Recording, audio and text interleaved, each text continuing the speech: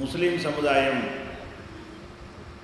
தனக்கு எதிராக பின்னப்பட்டு வருகின்ற சதி வலைகளை சரியான முறையிலே புரிந்து அதை முறியடிக்க வேண்டும் என்பதற்காக முஸ்லிம்களுக்கு எதிரான உலகளாவிய சதி என்ற தலைப்பு எனக்கு தரப்பட்டிருக்கிறது. முஸ்லிம்களுக்கு எதிரான உலகளாவிய சதி என்றால் இதில் 4 விஷயங்கள் நாம் அறிந்து கொள்ள கடமைப்பட்டிருக்கிறோம். முஸ்லிம்களுக்கு எதிராக ஏன் சதி செய்கிறார்கள்? இந்த சதியை செய்பவர்கள் யார்? அவருடைய சதி செயல்கள் என்னென்ன? அந்த சதியை நாம் எவ்வாறு முறியடிப்பது? இந்த 4 விஷயங்களையும் நாம் தெள்ளத் தெளிவாக அறிந்து வைத்துக் கொள்ள கடமைப்பட்டிருக்கிறோம். இஸ்லாத்திற்கு எதிராகவும் முஸ்லிம்களுக்கு எதிராகவும் எதற்காக சதி வேலைகளில் இறங்குகிறார்கள் என்று சொன்னால்,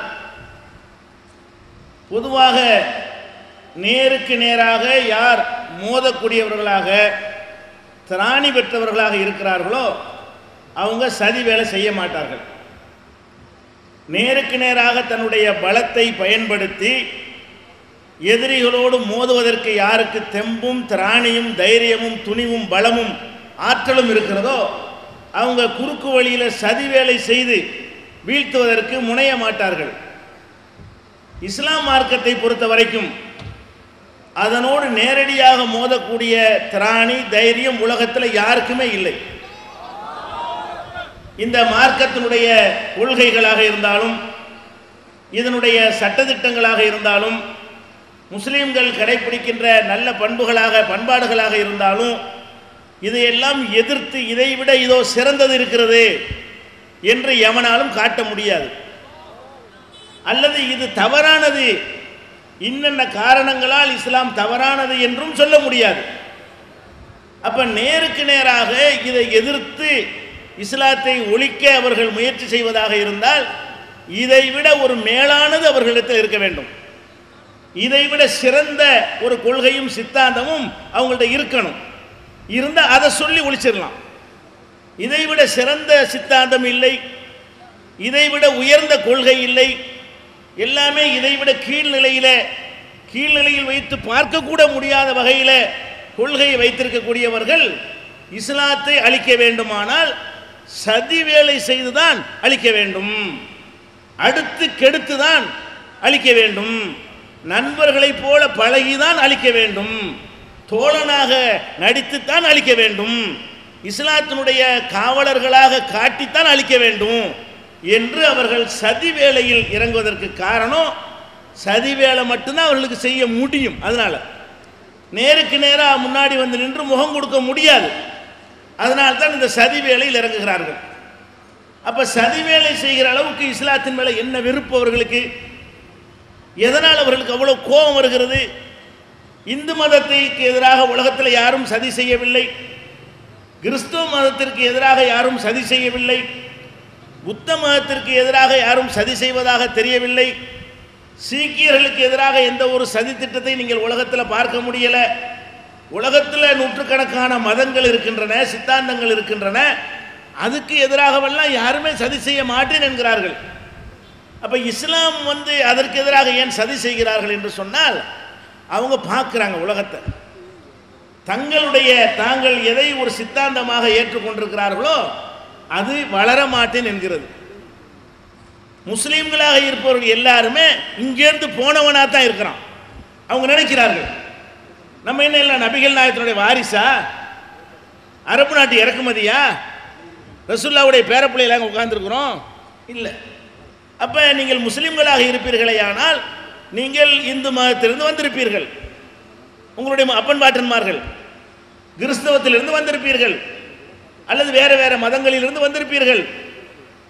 அப்போ அவர்கள் நினைக்கிறார்கள் இந்த இஸ்லாம் என்ற மார்க்கம் இங்கே மற்ற மதங்களில் உள்ள ஆட்களை தான் ஈர்த்து அதை இஸ்லாமாக முஸ்லீம்களாக உருவாக்கி கொண்டிருக்கிறது, தங்களுக்கு இது பாதிப்பை ஏற்படுத்துகிறது என்று நினைக்கும் பொழுது அவங்களுக்கு இஸ்லாத்தின் மீது கோபம் வருது. அவங்களுடைய பலம் எண்ணிக்கை குறைவதற்கு இவர்கள் காரணமாக இருக்கிறார்கள் என்று அவங்களுக்கு கோபம் வருகிறது.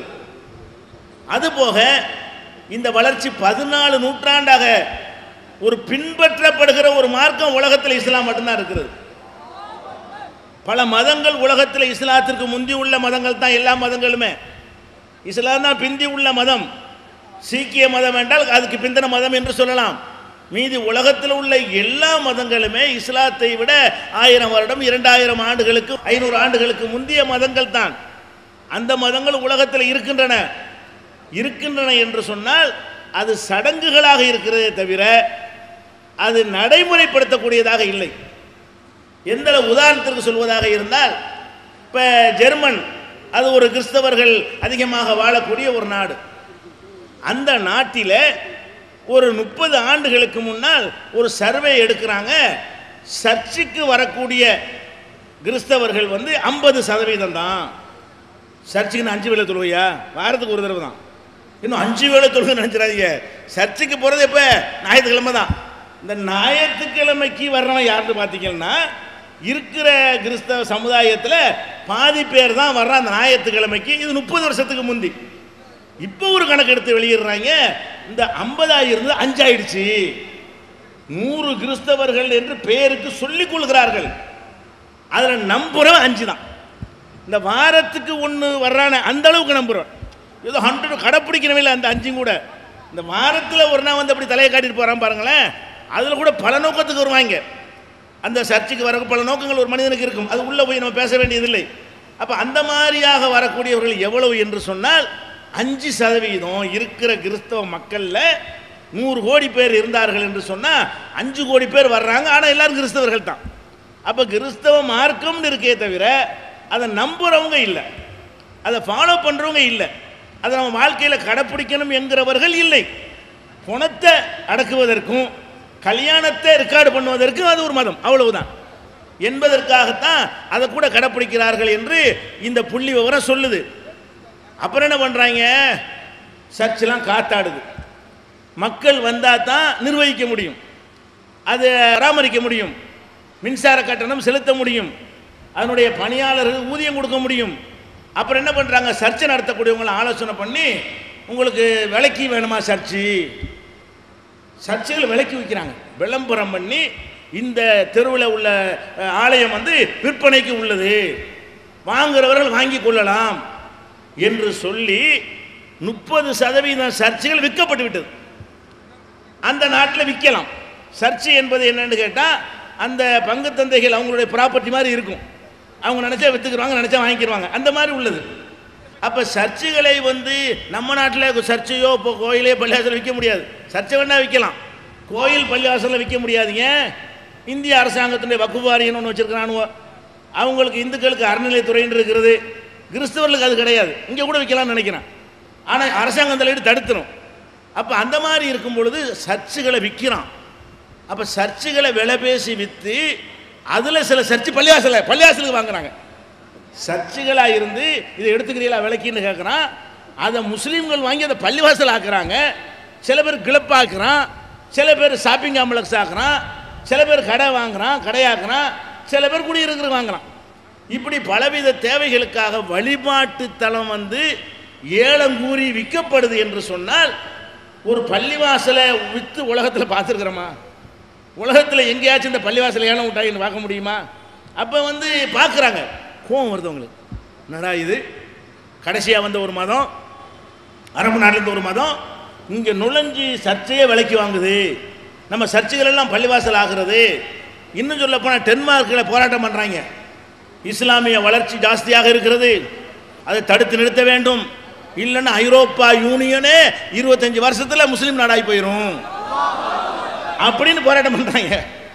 அப்படின்னு போராட்டம் பண்ணக்கூடிய காட்சியை பார்க்குறோம். அப்போ இஸ்லாத்தினுடைய வளர்ச்சி அதாவது நம்பரில் வேண்டால் பிற மதத்தில் அதிகமாக இருக்கலாம். கிறிஸ்தவர்கள் எடுத்துக்கொண்டா முஸ்லீமோட கூட இருப்பாங்க நம்பரில். அதில் நம்பிக்கை உள்ளவங்களாக இருப்பாங்களா, அதை சித்தாந்தத்தை ஏற்றுக்கொண்டவர்களாக இருப்பாங்களா, இயேசுண்டா யாருன்னு அறிந்து வைத்திருப்பார்களா, கர்த்தண்டா என்னன்னு தெரியுமா? அப்படி தெரியாது. அந்த மாதிரியான அடிப்படையில் பார்த்தீர்களே ஆனால் உயிரோடு இருக்கக்கூடிய ஒரு மார்க்கமாக இருந்து இது வளர்ந்து கொண்டே இருக்கிறது. பட்டு போய் பெருசாக இருக்குது, ஆனால் பட்டு போச்சு. என்னத்துக்கு? அது மரம் பெருசு தான், ஆனால் உயிர் இல்லை, பட்டு போச்சு, காய்க்காது பூக்காது பூக்காது ஒன்றும் செய்யாது. இந்த மார்க்கம் என்ன செய்கிறது? காய்க்கிறது, பூக்கிறது, பலன் தருகிறது, வளர்ந்து கொண்டும் இருக்கிறது, பெருசாகவும் இருக்கிறது. அப்போ இந்த மாதிரியான வளர்ச்சியை பார்க்கும் பொழுது சில பேர் கோபம் வருது, இந்த மாதிரி வளர்றாங்களே. அதே மாதிரி பார்க்கிறார்கள், இது ஒரு பக்கம் பார்க்குறாங்களா, சில நல்ல பண்புகளை பார்க்கிறார்கள். முஸ்லீம்கள் மத்தியில் குடும்ப அமைப்பை சரியாக பேணுகிறார்கள், விபச்சாரம் குறைவாக இருக்கிறது. குடும்ப அமைப்பை பேணக்கூடியவர்கள் ஒழுங்காக சந்ததிகளை உற்பத்தி பண்ணுவார்கள். கணவன் மனைவிங்கிற அந்த உறவு இருந்தால் தானே பிள்ளைகளாம் வரும். அந்த மாதிரி இருக்கிற காரணத்தினால் முஸ்லீம்களுடைய அந்த வளர்ச்சி விகிதம் தொடர்ச்சியாக சீராக இருந்து கொண்டே இருக்கிறது. எந்த ஒரு நாட்டிலையும் எந்த ஒரு காலகட்டத்திலையும் நம்முடைய வளர்ச்சி விகிதம் குறைந்தது இல்லை.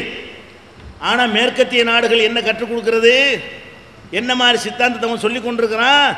கல்யாணம் பண்ண வேண்டாம், யாரோடையும் போய்க்க, ஒரு நாளைக்கு இவன்கிட்ட போ, ஒரு நாளைக்கு அவன்கிட்ட போ, ஒரு நாளைக்கு இவள்கிட்ட போ, அடுத்த நாளைக்கு இவள்கிட்ட போ, ஒரு மாதம் இவளை வச்சுக்க, அடுத்த மாதம் அவளை வச்சுக்க, அப்படிங்கிற மாதிரியான ஒரு சித்தாந்தத்தை அந்த உலகத்துக்கு சொன்னால் என்ன நடக்குது? பிள்ளை பேரு குறைகிறது. மனைவியின் பொறுப்பு சுமந்து நம்ம புள்ள நம்ம வாரிசுன்னு வந்தால் தானே புள்ள பெறுவான். என் புள்ள என் புருஷன் என் பொண்டாட்டின்னு வரணும் இல்லையா? அப்படியான ஒரு அமைப்பை பேணி காத்தால் மட்டும்தான் அந்த சமூகம் வளர்ச்சி பெறும். இப்போ மேற்கத்திய நாடுகளை பார்த்தீர்கள்னு சொன்னால் அவங்கள்ட்ட அந்த கலாச்சார மாற்றத்தின் காரணமாக கல்யாணத்துக்கு முன்னாடியே எல்லாம் செய்யலாம்னு அவனே ஊக்குவிக்கிறான், அவனே அதை ஆதரிக்கிறான், அதுக்கு உரிய சாதனங்கள்லாம் செஞ்சு கொடுக்குறான். நீ கற்கலைப்பு செஞ்சுக்கேங்கிறான். எப்படி சட்டம் போடுறான்? முன்னாடியே இவனுடைய போய்க்க, 15 வயசில் வேணாலும் பண்ணிக்க, 20 வேணாலும் பண்ணிக்க, கற்பமாக வேணாலும் ஆய்க்க, விரும்பினா கலைச்சிக்க, நினச்சா கல்யாணம் பண்ணிக்க, இல்லைனா போய்கிட்டு இஷ்டத்துக்கு போய்க்க. இப்படியான ஒரு விஷயத்தை சொல்லி கொடுத்த பிறகு என்ன நடக்குதுன்னு கேட்டால் கணிக்கிறாங்க. அங்கே உள்ள ஒவ்வொரு சபைகளும் மதங்களை காப்பதற்கு உள்ள சபைகளும் கணிக்கிறாங்க, இப்படியே போனால் ஜீரோவில் நின்றும், இவங்க கிழவங்களா இவங்க மிஞ்சுவாங்க, சந்ததிகள் இருக்காது, ஜெனரேஷன் இருக்காது, ஐரோப்பா சுடுகாடாக போயிடும். பிரான்ஸ் ஐரோப்பா சேர்ந்து தான். அப்போ அமெரிக்கா போன்ற நாடுகள்லாம் சுடுகாடாகிவிடும். அப்படிங்கிற மாதிரி சுடுகாடாக போயிருமே என்று பயப்படும் பொழுது இவங்க என்னடான்னா நம்பரை கூட்டுறாங்க. அதே மாதிரி சீராக வளர்ந்துக்கிட்டே இருக்கிறாங்க. ஒரு மனித இனம் எந்த வளர்ச்சியில் சீரான வளர்ச்சி விகிதம் இருக்க வேண்டுமோ அந்த மாதிரி இந்த மார்க்கத்தை வளர்ந்து கொண்டே இருக்குது அப்படின்னு பார்க்கும் பொழுது அவங்களுக்கு கோபமாக இருக்கிறது. நம்ம நாடெல்லாம் ஒரு கிழவனாக போய் எல்லாம் அழிஞ்சு போய் விடுவார்கள். அப்புறம் என்ன பண்ணுறாங்க? காசு, 2 பிள்ளை பெற்றா இவ்வளோ பணம் கூட தருவோம், நீ 3 பிள்ளை பெற்றா உனக்கு அவ்வளோ தருவோம், நீ 5 பிள்ளை பெற்றேன்னு போய் நீ தான் ராஜாங்கிற. இப்போ எப்படி பெறுவான்? 5 பிள்ளை பெற்றா ராஜாங்கிற வாசலப்புறம் திறந்து விட்டிய, பிள்ளை பெறுவதற்குரிய அம்புட்டு வாசலை அடைச்சி வச்சுப்புட்டு எவனோடையும் போய்க்கன்னு சொல்லிவிட்டு நீ 5 பிள்ளை பெற்றா உனக்கு அதை தருவேன், நீ 10 பிள்ளை பெரு. நம்ம நாட்டு ஜனத்தொகை குறைஞ்சிக்கிட்டு இருக்கு, பிரான்ஸில் அறிவிக்கிறாங்க. அதிக பிள்ளை இருப்பவர்களுக்கு அதிகமான வசதிகளோடு அவன் எல்லாம் செஞ்சு தர்றாங்கிற அரசாங்கத்தில் ஏன் மக்கள் இல்லாட்டி யாருக்கு ஆள போகிறான்? அப்புறமேலு இந்த கிழமையெல்லாம் போயிட்டாங்கன்னா அப்புறம் காடு தான், மண்ணு தான், மண்ணையும் ஆள முடியும். மனிதன் இல்லாத மண் எவ்வளோ பெருசாக நமக்கு என்னதுக்கு? அப்போ இந்த மாதிரி பார்க்கும் பொழுது அவங்களுக்கு கோபமாக இருக்கிறது. இந்த மியான்மரில் பாருங்க, இலங்கையில் பாருங்கள், மியான்மரில் இந்த புத்தர்கள் ஆட்டம் போடுற காரணம் என்ன? மதத்தின் பேரால் சாமியாராக போயிடுறாங்க, அம்பிட்டு போயிடும். ஏன்னா சாமியாருக்கு பயங்கரமான கௌரவம். அங்கே சாமியார் யாருக்கு எந்திரிக்கக்கூடாது. யார் ராஜபக்சே வந்தாலும் சாமியார் உட்கார்ந்து இருப்பார். புத்த சாமியார் யாருக்கு எந்திரிக்கக்கூடாது, யாருக்கும் எந்திரிக்க மாட்டார். இப்படியான ஒரு கௌரவத்தை கொடுத்த உடனே அம்புட்டு போயிலும் காவியை போட்டு சாமியார் ஆகிட்டானுவோம். சாமியார் ஆகிக்கிட்டு தேவைக்கு வேறு மாதிரி சாமியார் ஆக முடியுமா? சாமியார்னா அந்த ட்ரெஸ்ஸில் தான் சாமியார் ஆக முடியும். மனுஷன் சாமியார் இவன் சொல்லக்கூடிய சாமியார் ஆக முடியாது. அதான் பிரம்மச்சாரியம், பெண்ணை தொடமாட்டோம் அப்படிங்கிற மாதிரி எவனும் ஆக முடியாது. ட்ரெஸ்ஸில் சாமியாராக போன உடனே இவன் வேறு மாதிரி வகையில் தன்னுடைய காரியத்தை நிறைவேற்றிக்கிறானா, அப்போ கல்யாணம் குறைஞ்சி போச்சு. 3/4 பேர் சாமியாராக ஆசைப்படுறான். இப்போ என்னவாகும்? வெளியிடுறாங்க. முஸ்லீம்கள் நேற்று 5 இருந்தார்கள், இன்றைக்கு 17 ஆகிவிட்டார்கள். முஸ்லீம் கடை இப்போ நம்மளை அடிக்கிறான். அதான் காரணம். இலங்கையில் நம்மளை திருப்பி தமிழர்கள் அழித்து முடித்த உடனே நம்மளை அழிக்கிறான்ல, இப்போ நமக்கு எதிராக திருப்பி பிடிக்கிறான் பாருங்கள். என்ன காரணம்? இந்த ஜனத்தொகை வித்தியாசம் 5% இருந்தவர்கள் 17 ஆகிவிட்டார்கள். இன்னொரு 40 ஆண்டுல இலங்கை முஸ்லீம் நாடா போயிடும் அப்படின்னு அவன் சொல்றான். அப்படின்னு அவன் சொல்லிக்கொண்டு அவனுக்கு கோபம் வருது. என்ன செய்ய? அடி புலி முஸ்லீம் அப்படி முஸ்லீம்க்கு எதிராக ஏதாவது செய்ய. அப்போ முஸ்லீம்களுக்கு எதிராக அவர்கள் கொந்தளிப்பதற்கு நம்முடைய வளர்ச்சி விகிதம், சீரான வளர்ச்சி விகிதம், கொள்கை பிடிப்போடு உள்ள வளர்ச்சி விகிதம், மார்க்க பற்றுதலோடு உள்ள வளர்ச்சி விகிதம், இவைகளெல்லாம் அவங்களுக்கு என்ன இருக்கிறது? உறுத்துகிறது, இது பாதிக்கிறது. அதுபோக சித்தாந்த ரீதியாக சில நல்ல சிந்தனையாளர்கள், அறிவாளர்கள் சில பேர் இருப்பாங்க. அவன் எங்கே நல்லது கிடைச்சாலும் ஏற்றுக்கொள்வான். நல்லதை தேடிக்கொண்டே இருக்கக்கூடிய ஒரு கூட்டம் எல்லா காலத்திலும் இருக்கும் அறிவாளிகளில். அவர்கள் நல்லதை தேடிக்கொண்டே வரும் பொழுது அவங்களுக்கு எல்லாமே இஸ்லாம் தான் நல்லா தெரிகிறது. நல்ல நிலைக்கு போகிறான், அவனுடைய ஆன்மீக ரீதியில் அவனுக்கு திருப்தி எங்கே கிடைக்குன்னு பார்த்தா இஸ்லாத்தில் கிடைக்குன்னு இஸ்லாத்து நோக்கி வர்றான். அப்போ உறுத்து அவங்களுக்கு. முகமது அலி கிலே இருந்தார், அவர் உலக மகா குத்துச்சண்டை சாம்பியனாக இருந்தார். குத்துச்சண்டை தான் அந்த காலத்தில் ஃபேமஸ். இப்போ கிரிக்கெட்டுக்கு இருக்கீங்க இருக்கிற மாதிரி அந்த காலத்தில் நாங்கள்லாம் குத்துச்சண்டைக்கு இருக்கீங்களா இருந்தோம். அதை ரசிக்கிறது, குத்துச்சண்டை வந்தால் அதை பார்த்து ரசிக்கிறதுக்கு இதை விட அதிகமான ரசிகர்கள் அன்றைக்கு உள்ள காலத்தில் வந்து குத்துச்சண்டைக்கு இருந்துச்சு. அதனால் உலக அளவில் குத்துச்சண்டை போட்டி நடந்தால் அது பயங்கரமான ஒரு வரவேற்பை பெற்றுச்சு. மல்யுத்தம், குத்துச்சண்டை, போட்டா போட்டி, காட்டா குஸ்தின்னு ஊரு போடுவாங்க, மல்யுத்தம் போடுவாங்க. அதைத்தான் பொழுதுபோக்க நாங்கள்லாம் பார்ப்போம். அப்படியான ஒரு காலகட்டத்தில் இந்த டிவியில் வந்து ஆரம்பத்துலலாம் அதை தான் முக்கியமாக காட்டுவாங்க.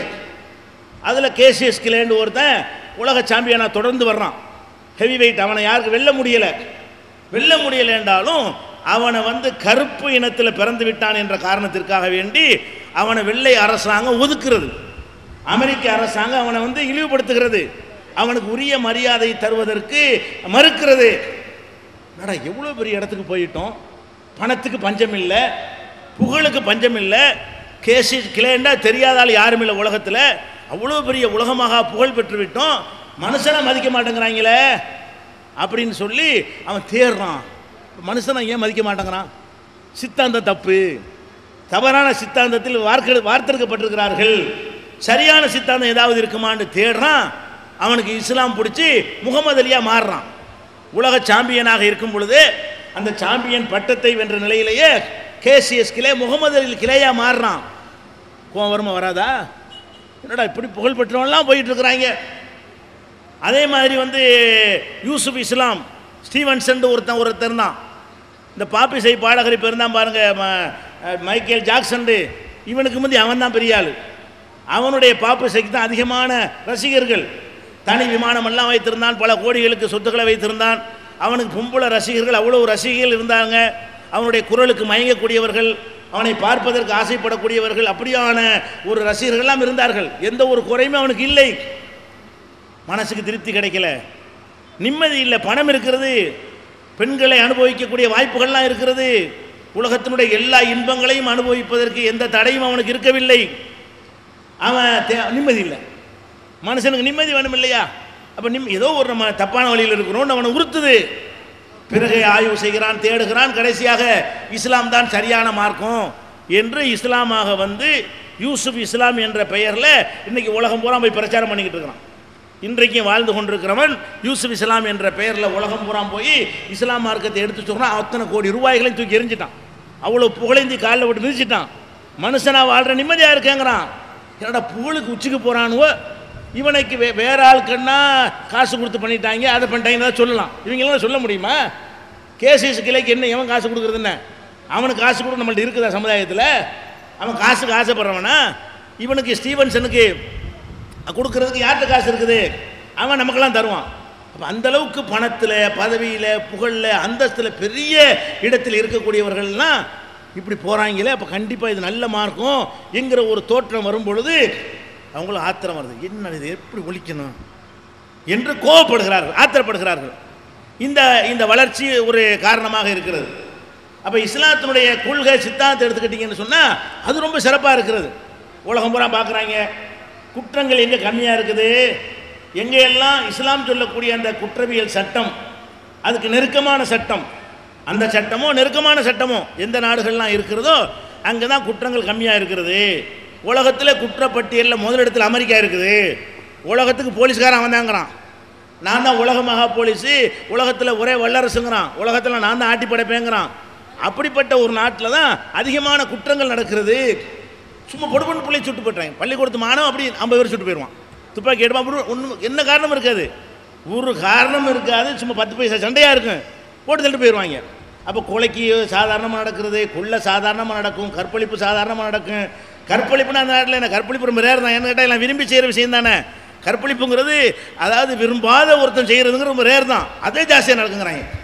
அப்போ அந்த மாதிரியான எல்லா விதமான போதைப் பொருள், ஹெராயின் அனுபவிக்கிறது எல்லாமே தாறுமாறாக போய் ஹிப்பிகளாக போய் அலைகிற அளவுக்கு அவங்க இருக்கிற ஒரு பக்கத்தில் பார்க்குறாங்க. கேடுகட்ட கலாச்சாரமாக இருக்கிறது. முஸ்லீம் நாடுகளை பார்க்குறாங்க, ஓரளவுக்கு இஸ்லாத்துக்கு நெருக்கமாக கடுமையான தண்டனை கொடுக்க சிங்கப்பூரை பார்க்குறாங்க. அங்கெல்லாம் கம்மியாக இருக்கு குற்றம், கடுமையாக குற்றத்துக்கு கடுமையான தண்டனை கொடுத்தார்களே, ஆனால் அங்கெல்லாம் கரெக்டாக இருக்கிறது. அது மாதிரி பார்க்குறாங்க. கோவம் வருது. அந்த சட்டத்தை கொண்டு வரோம், மனசு வரல. நாங்கள் அது மாதிரி சட்டத்தை போட்டு ஒரு ஒழுக்கத்தை நிலைநாட்டுவோம் அப்படின்னு ஒரு பாடுபடுறதுக்கு வர்றதா இருந்தால் அதுக்கு மனசு வர மாட்டேங்குது. ஜாலியாக இருக்கணுமே, இஷ்டத்துக்கு ஆட்டம் போடணுமே அப்படிங்கிறதுக்காக வேண்டி இந்த சட்டத்தை கொண்டு வரோம். விருப்பம் இல்லை, விருப்பம் வருது இஸ்லாத்தை ஒழிக்கணும். அப்புறம் பார்த்தா இன்றைக்கு நாட்டில் உள்ள உலகத்தில் உள்ள ஒரு பெரிய பிரச்சனை என்ன, எய்ட்ஸுங்கிற நோய்ங்க. இந்த எய்ட்ஸுங்கிற நோயினால் இந்த பாலியல் தகாத உறவுகளால் என்ன செய்கிறது, எய்ட்ஸ் நோய்க்கு ஆளாகிறார்கள். இந்த எய்ட்ஸினால் பாதிக்கப்பட்டவர்களை கணக்கெடுக்கிறாங்க உலகத்தில். முஸ்லீம் தான் ரொம்ப கம்மிங்க. எய்ட்ஸினால் பாதிக்கப்பட்டவர்களில் முஸ்லீம்கள் தான் ரொம்ப ரொம்ப குறைவாக இருக்கிறார்கள். சில முஸ்லீம் நாடுகளில் எய்ட்ஸ் நோயாளிகளே இல்லை, ஆப்பிரிக்க நாடுகளில் இல்லை. அப்போ அங்கெல்லாம் ஏன்டா அங்கே இல்லாமல் இருக்கிறான் யோசிக்கிறாங்க. நம்ம இன்னும் நாகரிகங்கிறோம், அவ்வளோ சுத்தமாக கை உரை போட்டுக்கணும், கால் உரை போட்டுக்கணும், எல்லாத்துக்கும் உரை போடணுங்கிறாங்க. அப்படி சொல்லக்கூடிய ஒரு நாட்டில் என்ன செய்கிறது, அங்கே எய்ட்ஸ் பரவுகிறது. எய்ட்ஸ் தாறுமாற பெருகிக்கிட்டு இருக்கிறது, பலவித நோய்களுக்கு உள்ளாகி கொண்டிருக்கிறார்கள். அந்த மாதிரியாக இருக்கிற நேரத்தில் முஸ்லீம் நாடுகளை பார்க்குறான், எய்ட்ஸை காணாம். எய்ட்ஸ் குறைவாக இருக்கிறது. ஏன் குறைவாக இருக்கிறது, அந்த குடும்ப அமைப்பு தான். விபச்சாரம் கிடையாது, ஒழுக்கக்கேடு கம்மி, அரிதாக அங்கொன்றும் இங்கொன்றுமாக நடக்குமே தவிர இல்லாமையெல்லாம் இருக்காது. ரசூலுல்லாஹ் காலத்திலே இருந்துச்சு, ஒன்று ரெண்டு பேர் செய்வார்கள். டோட்டலாகவே லைசன்ஸ் கொடுத்த மாதிரி அதுக்கு இடத்த அதுக்குன்னு நிர்ணயித்து வச்சு அதுக்குன்னு சிவப்புகளுக்கு போர்டை போட்டு இந்த இடத்துலலாம் போய் செஞ்சுக்க, அந்த இடத்துலாம் போய் செஞ்சுக்க, அப்படியெல்லாம் செய்யக்கூடிய அமைப்பு இஸ்லாமிய நாட்டில் இருக்குமா? இருக்காது. அந்த மாதிரியாக தொழிலாக செய்யக்கூடிய விஷயங்கள் எல்லாம் நிறைய தாறுமாறாக நடக்கிறது. இப்போ கூட ஐநா சபையில் பெண்களுக்காக வேண்டி பெரிய தீர்மானம்லாம் கொண்டு வந்திருக்கிறாங்க. அதனால இந்த மேட்டர்லாம் இருக்கிறது. என்ன மேட்ரு, இந்த பாலியல் தொழிலாளி உரிமை பாதுகாக்கப்பட வேண்டும். பாருங்க, உரிமை ஐநா சபை, ஐரோப்பிய நாடுகள் சபை வைத்துக்கொண்டு பெண்களுக்கு தீர்மானம் கொண்டு வரலாம். பாலியல் தொழிலாளிகள்லாம் கஷ்டப்படுறாங்களாம், இந்த எய்ட்ஸ் பரப்புற நோயாளிகள்லாம் கஷ்டப்படுற காரணத்தினால அவங்கள தொழிலாளி அங்கீகரிக்க வேண்டும், உரிமையை பாதுகாக்க வேண்டும், பப்பாட்டிகளை பொண்டாட்டி அந்தஸ்து கொடுக்க வேண்டும். இந்த மாதிரி எல்லாம் என்ன செய்கிறாங்க, ஒரு பெரிய சீர்திருத்தத்தெல்லாம் கொண்டு வர்றேங்கிறாங்க. இப்படி தான் கிறுக்குத்தனமாக வேலை செய்கிறது. ஆனால் பார்க்குறாங்க இங்கே கரெக்டாக இருக்குது, இங்கே இல்லையே, முஸ்லீம்கிட்ட இல்லையே. அப்போ என்ன காரணம், இது இவங்க இந்த வாழ்க்கை நெறி இவங்களை கரெக்ட் பண்ணது, ஏதோ ஒரு வகையில் இவங்களை காப்பாற்றுகிறது, இந்த இஸ்லாம் நெறி தான் இது காரணம்ன்ற கூட கோவம் வருது. கோவம் வந்து அதை விட சிறந்ததை சொல்லணுமே, முடியலை. கோவம் வந்து என்ன செய்யணும், இதை விட சிறந்ததை கொண்டாந்து சொல்லணுமா இல்லையா? சிறந்ததை சொல்ல முடியலை, இருந்ததுன்னு சொல்கிறதுக்கு. அப்போ இஸ்லாம் அப்படி எல்லாத்தையும் பார்க்குறாங்க. நம்ம பாருங்கள், தற்கொலை செய்கிறவங்க முஸ்லீமில் கம்மியாக இருக்கிறாங்க. உலகத்தில் இன்டர்நேஷனல் அளவில் எடுத்துக்கொண்டீர்களே, ஆனால் தற்கொலை செய்து ஒரு பிரச்சனை ஏற்பட்டோன்னா தற்கொலை செய்து தன்னை மாய்த்துக் கொள்கிறானே, அது முஸ்லீம்லையும் இருக்கிறான், இல்லைன்னு சொல்லலை. எல்லா மதங்கள்லையும் இருக்கிறான், பகுத்தறிவாதில் இருக்கிறான், படித்தவனில் இருக்கிறான், படிக்காதவனில் இருக்கிறான், ஆம்பளை பொம்பளை எல்லாத்துலையும் இருக்கிறாங்க. முஸ்லீம் குறைவாக இருக்கிறான், ரொம்ப குறைவாக இருக்கிறான். குறைவுன்னு 51 49 கணக்கு கிடையாது. அவன் 80னா நம்ம 10, இந்த கணக்கில் குறைவாக இருக்கிறார்கள். தற்கொலை செய்யக்கூடியவர்களில் அவ்வளவு குறைவாக முஸ்லீம் சமுதாயம் தான் இருக்கிறது. அவன் கூட இஸ்லாத்தை புரியாதவனாக இருக்கிறான், இஸ்லாம் மார்க்கத்தை நம்பாமல் இருக்கிறது அவன் தற்கொலைக்கு கூட காரணம் என்ற அளவுக்கு புள்ளி வரத்து சொல்கிறாங்க. ஆய்வு செய்து இந்த தற்கொலை செய்யாமல் முஸ்லீம்கள் காத்துக்கொள்வதற்கு காரணம் அவங்களுடைய மத நம்பிக்கை. என்ன துன்பம் வந்தாலும் இறைவனுடைய, அதை யாருக்கு வெல்ல முடியுமா, ஜெயிக்க முடியுமா? ஒரு ஆள் மூத்தா போயிட்டா, செத்த போயிட்டார், அதுக்காக நம்ம செத்துற முடியுமா? அல்லாஹ் வைத்து போர் செய்ய முடியுமா? ஒரு கோடி கோடியாக நஷ்டமாயிடுச்சு, என்னடா பண்ணுறது, அல்லாஹ் நாடிட்டான், விட்டு தள்ளு, இப்படி நான் அசால்ட்டாக எடுத்துகிட்டு போயிடுறாங்க. இப்படி அசால்ட்டாக எடுத்தால் நீ ஏன் தற்கொலை பண்ண போகிற? புருஷன் சேர்த்தா என் பொண்டாடி தற்கொலை, பொண்டாடி சேர்த்ததுக்கு புருஷன் தற்கொலை பண்ணான்னு, காசு போனால் இதுக்கு தற்கொலை பண்ண போகிற. அப்போ அல்லாஹ் எழுதி வைத்திருக்கிறான், நடந்துருச்சா? அல்லாஹ்வுடைய நாட்டம். இந்த அல்லாஹ்வுடைய நாட்டம்ன்ற ஒரு சொல்லு இவன் அப்படி புரட்டி போடுகிறது, இவன் அப்படியே என்ன செய்கிறது, மாற்றி விடுகிறது. தற்கொலை செய்ய போனால் கூட பயந்து நடுங்குகிறான். தற்கொலை செஞ்சால் ஜனாசா கூட தொழுவிக்க மாட்டாங்க என்ற அளவுக்கு கட்டுப்பாடுகளை கெடுபிடிகளையும் வைத்து நம்பிக்கையும் பலப்படுத்தியிருக்கிற காரணத்தினால பார்க்குறாங்க, என்னடா எல்லா நல்லதுலையும் மிஞ்சி நிற்கிறானுவோ, அவங்க எல்லா கெட்டலையும் மிஞ்சி நிற்கிறான். எல்லா கெட்ட செயல்களையும் சொல்லி காட்டினார்ல, ரோட்டில் நின்று சவுதி அரேபியா எல்லா அரபு நாடு போனால் எல்லோரும் இருக்கிறீங்க.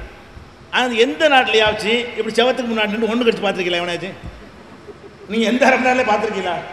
நம்ம நாட்டில் பார்க்குறீங்களா இல்லையா? அவங்க நின்று உணக்கிறான், பொம்பளை போனால் அடிக்கிறான், அது மக்கள் நடமாடுற இடம் நாற்று அடிக்குமே, பள்ளிக்கூடம் இருக்க பக்கத்தில், அதெல்லாம் கிடையாது. அது கோயிலுக்கு முன்னாடி அடிப்பான், அவன் வழிபடுற கோயிலுக்கு முன்னாடி நின்று அடிக்கிறான். இதெல்லாம் இப்படிலாம் பார்க்கும் பொழுது எல்லா நல்ல விஷயங்கள்லையும் இவர்கள் மேலாக இருக்கிறார்களே, எல்லா நல்ல விஷயங்களையும் சிறந்து விளங்குகிறார்களே என்று சொல்லும் பொழுது அவனுக்கு கோபம் வருது இஸ்லாத்தின் மேலே. ஆனால் அந்த கோபத்தை வைத்து எதிர்த்து நிற்க வர முடியலை. எவ்வளோ அழைப்பு கொடுக்குறோம், இஸ்லாத்தை பற்றி ஏதாவது ஏகத்துவ கொள்கையை பற்றி பேசணுமா வா, ஒரு தெய்வமா பல தெய்வமா பேசுவோமா வா, கூப்பிட்றோம்ல வரமாட்டேங்கிறான். இந்த இஸ்லாமிய சட்டம் சரியா அந்த சட்டம் சரியா பேசுவோம் வர்றியா மாட்டேன். அப்போ இருந்ததுன்னு வர்றதுக்கு விவாதங்களுக்காக உலகம் பூரா அழைப்பு கொடுக்குறோம், வாடா பேசுவோம்ட்டு ஒரு பயில் வரமாட்டேங்கிறான். ஏன்? நேருக்கு நேராக கருத்தால் சித்தாந்தத்தால் மோதி வெல்ல முடியாது. அப்போ மோதி வெல்ல முடியாவிட்டால் சதி செய்துதான் வெல்ல முடியும் என்று அவங்களுடைய மூளை வேலை செய்யும். என்ன செய்யணும்? ஒரு சதி வேலை செய்து வளர்ச்சி தடுக்கணும். சதி வேலை செய்து தடுப்பது இதுதான் காரணம். இதை செய்கிறவங்களாம் யாருங்கிறீங்க? நன்றாக தெரிந்து கொள்ளுங்கள், சாதாரண மக்கள் கிடையாது. இப்போ இந்தியாவில் இந்துக்கள் இருக்காங்கன்னு வைங்க, அவங்களாம் யார்? அவங்க சாதாரண அப்பாவி மக்கள். அவங்க முஸ்லீம்கள் வளர்கிறத பற்றி அவங்களுக்கு கோபமும் கிடையாது, பொறாமையும் கிடையாது. ஒருத்தன் இஸ்லாம் ஆகுறதுனால அவங்களுக்கு ஆத்திரமும் கிடையாது, வெறுப்பும் கிடையாது. முஸ்லீம்கள் அண்ணன் தம்பி மாமா மச்சான் அத்தனை பேர் என்ன செய்கிறான் பார்க்குறான். கிறிஸ்தவர்கள் அப்படி தான் பார்க்குறான். எல்லா மதத்தில் உள்ள சாதாரண மக்கள் இருக்கிறாங்களே, சாதாரண மக்களை செய்யவும் முடியாதுண்ணே, கொஞ்சம் கிரிமினல் தானே செய்வான் சதிலாம். சதி அப்பாவி மக்களுக்கு என்ன செய்ய தெரியும்? அவன் என்ன செய்கிறான்? அட அவன் பள்ளியாசல் போகணும், கோயிலுக்கு போகணும், உங்களோட வேலையை பார்த்துக்கிட்டு அப்படி தான் இருக்கான். எல்லா இந்து மக்கள் அப்படி தான் இருக்கிறார்கள், எல்லா கிறிஸ்தவ மக்கள் அப்படி தான் இருக்கிறார்கள், எல்லா பௌத்த மக்கள் அப்படி தான் இருக்கிறார்கள். அவங்க உண்டு அவங்க வேலை உண்டு இருக்கிறார்களே தவிர இதெல்லாம் அவனை பாதிக்கவே இல்லை. நான் சொல்லக்கூடிய இந்த வளர்ச்சி இதெல்லாம் யாரை பாதிக்கலை? சாதாரண பிற மதத்து மக்களை பாதிக்கவே இல்லை, எந்த மதத்து மக்களையும் பாதிக்கவில்லை. நீங்கள் உள்ள நுழைங்கி பழகினீர்களே, ஆனால் நீங்கள் எடுத்து சொன்னால் ஏற்றுக்கொள்கிற அளவில் தான் இருக்கிறார்களே தவிர அவர்கள் வெறுக்கக்கூடிய வகையில் ஒருவருமே இல்லை. நாம தான் சரியாக பயன்படுத்தலை, நாம தான் அந்த மக்களோட சரியான முறையில் பழகலை, சரியான முறையில் இஸ்லாத்தை நீங்கள் அறிமுகப்படுத்தவில்லை என்று சொல்லணுமே தவிர அவங்க அந்த மாதிரியாக நினைக்கவே இல்லை. யார் இதில் கோபப்பட்டு சதி வேலை செய்கிறான் என்று சொன்னால், மதத்தை வைத்து அரசியலை வைத்து பிழைப்பு நடத்தக்கூடிய லீடர்களை தலைவர்களாக இருக்கக்கூடியவன், அந்தந்த சமுதாயத்தில் எழுத்தல்களாக அறிவு ஜீவிகளாக இருக்கிறவன், அறிவாளி நினைக்கிறான் பாருங்க, அவனுக்கு தான் வேலை செய்து என்னடா நம்ம அறிவாளிங்கிறோம், இவங்களுக்கு முன்னாடி நிற்க முடியலையே, இவங்கள உள்ள ஒரு சாதாரண ஒருத்தன் கேட்குற கேள்விக்கு பெரிய அறிவு ஜீவிக்கு பதில் சொல்ல முடியலையே, படிக்காதவன் கேட்குறான் படித்தவனுக்கு பேச முடியலையே, இவங்களுடைய சித்தாந்தத்துக்கு முன்னாடி நிற்க முடியலையே, இதை விட ஒரு சிறந்ததை நம்முடைய அறிவை கொண்டு கண்டுபிடிக்க முடியலையே அப்படின்னு ஆத்திரப்பட்டு யார்? மத பீடங்கள், எல்லா மதத்தினுடைய பீடங்களும் எல்லா மதத்தினுடைய அறிவு ஜீவிகளும் பிளான் பண்ணுறான், இதை ஒழிக்கணும், இஸ்லாத்துக்கு எதிராக முகம் கொடுக்க முடியவில்லை, நம்ம கொள்கையை சிறந்தது என்று சொல்லி இங்கேருந்து ஆள் பிடிக்க முடியவில்லை. இங்கேருந்து முஸ்லீமாக இருந்த ஒருத்தன் நான் எல்லா மதங்களையும் ஆய்வு செய்துவிட்டு இதுதான் சிறந்த மதம்னு போன ஒருத்தனை காட்ட முடியுமா? முடியாது. அப்போ அந்த மாதிரியெல்லாம் இல்லைன்னு என்ன செய்கிறான்னு கேட்டால், இந்த சதி வேலையில் இறங்குற ஆட்கள்லாம் யாருன்னு கேட்டால் இந்த மாதிரியான ஆட்கள். யார்? அந்த தலைமை பீடம், ஒவ்வொரு ஏதாவது ஒரு வகையில் தலைமை பீடத்தில் இருக்கக்கூடியவர்களுக்கு கடுமையான அறிவுள்ள தலைமை பீடமாக இருப்பார்கள், இல்லைன்னா மதத்தில் தலைமை பீடமாக இருப்பார்கள், அல்ல சமுதாயத்தில் தலைமை பீடமாக இருப்பார்கள். அவங்களுடைய அந்த கட்டு குறைஞ்சிருமா இல்லையா? ஒரு 10,000 பேர் கொண்ட சாதிக்கு தலைவனாக இருக்கிறவன் அதுலேருந்து 200 பேர் போனால் அவனுக்கு குறைஞ்சி போயிரும்ல. 10,000 பேருக்கு அப்புறம் தலைவராக இருக்க முடியாது, 9,800 பேர் தான் இருக்க முடியும். அப்போ அந்த 200 போயிட்டானா பாதிக்குது அவனுக்கு, அதை விட வருமானம் பாதிக்குது, கூட்டம் கூடுறது பாதிக்கிறது. இப்படியாக இந்த பாதிப்புகள் யாருக்கு இருக்கு? மக்களுக்கு கிடையாது. மக்களை வைத்து சம்பாதிக்கக்கூடியவர்கள், மக்களை வைத்து பிழைப்பு நடத்தக்கூடியவர்களுக்கு இது பாதிக்கிறது. அதை விட்டு அவர்கள் ஆச்சரியப்படுற ஒரு விஷயம் என்ன தெரியுமா? இப்போ நம்ம எல்லா மதங்களையும் எடுத்துக்கிட்டீங்கன்னு சொன்னால் அந்த மத குருமார்கள் இருக்காங்க இல்லையா, மத குருமார்கள்ட்ட தான் பொசிஷன் வச்சுருப்பாங்க. எல்லா ரெக்கார்டு எல்லாமே யார் கையில் இருக்குங்க? புடி அவங்க கையில் தான் இருக்கும். அதில் உள்ள நம்ம இஸ்லாத்தில் யார் கையில் இருக்குங்க? அஜர்த்து கையில் இருக்குங்க. அவர் பேசிமாம் சம்பளம் ரூபாயின்னு போயிட்டுருக்கேன்றோம். பள்ளிவாசல் அவர் கையில் இருக்குமா? வரவசல் அவராக பார்ப்பார், லாபம் எடுத்து அவராக எடுத்துக்கிடுவார். எந்த பள்ளியில் நீங்கள் பார்க்க முடியாது. எந்த பள்ளி வாசலாக இருந்தாலும் அதில் மத குருவுடைய வேலை என்ன? தொழுவு நடத்துகிட்டு போய்கிட்டு இருக்க வேண்டியதான். கத்தம் போத பாத்தியாவதை கூட போயிட்டு இருக்க வேண்டியதான். இவ்வளவுதான் நமக்கு பள்ளி வாசலில் உள்ள பிடி. கிறிஸ்துவ மார்க்கத்தை எடுத்துக்கொண்டீர்களே ஆனால் அங்கே வந்து மக்களுக்கு அதிகாரம் கிடையாதுங்க, சபைகளுக்கு தான் அதிகாரம். சபையை நடத்துகிறது யார்? மத குருமார்கள். அதனுடைய வருமானம் அவர்களுக்கு தான். அதுதான் பங்கு தந்தைங்கிறாங்க. பங்கு வாங்கிக்கிறது. பங்கு தந்தைன்னு அதுக்கு பேர் வச்சுக்கிற காரணம் என்னது? பங்கு தான் மேட்ரு.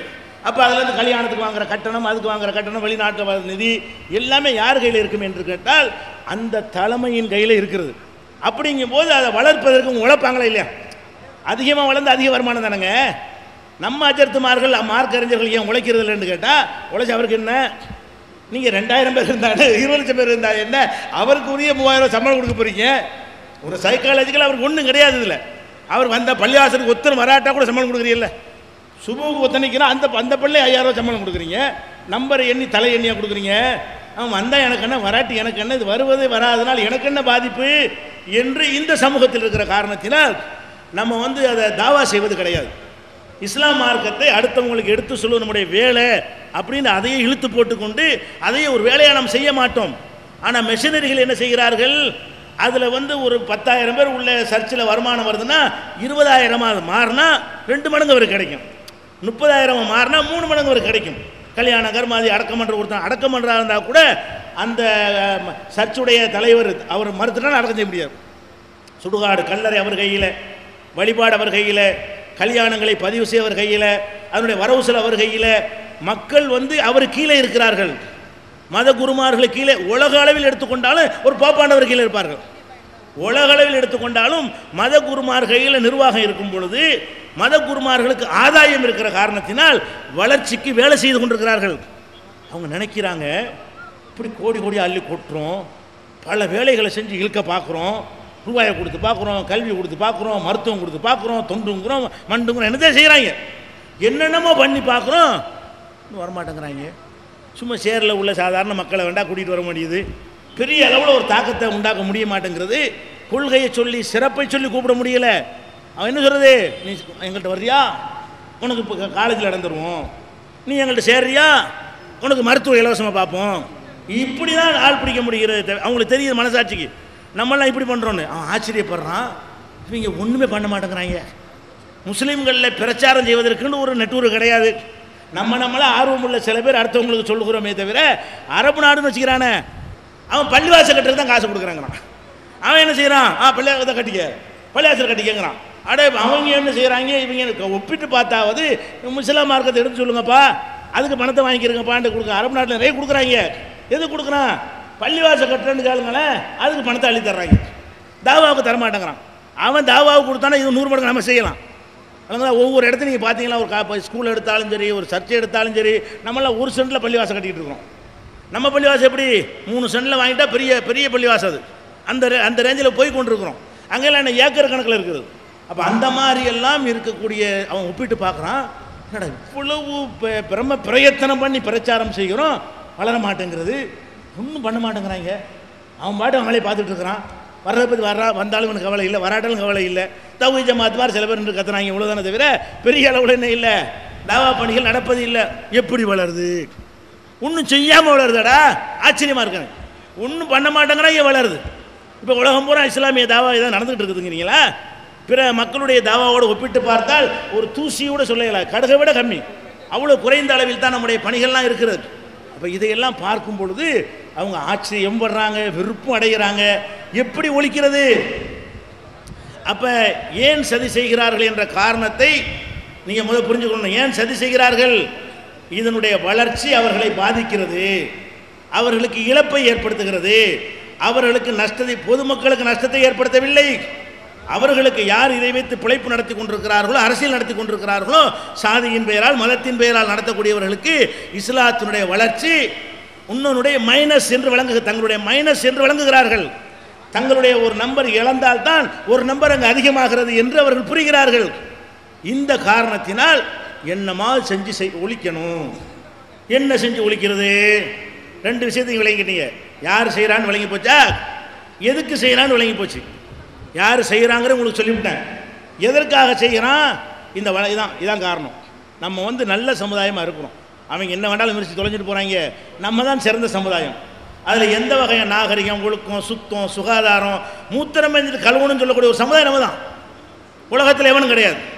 சிறுநீர் கழித்தால் கழுக வேண்டும்ங்கிற ஒரு சாதாரண விஷயத்தை கூட தெரியாத உலகம் பூரா இருக்கும் பொழுது மலம் கழிச்சுட்டு கழுவ மாட்டேங்கிறாங்க. மேற்கத்திய வெள்ளை ஆள் தான் தோல் வெள்ளையாக இருக்கிறான்.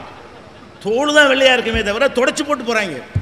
தொடச்சி போடுறதுக்கு பேப்பர் வச்சுருக்கான். ஸ்டார் ஹோட்டலுக்கு போனீங்கன்னு சொன்னால் தொடச்சி போடுறதுக்கு பேப்பர் வச்சுருக்கானே தவிர தண்ணி யூஸ் பண்ணுறது கிடையாது.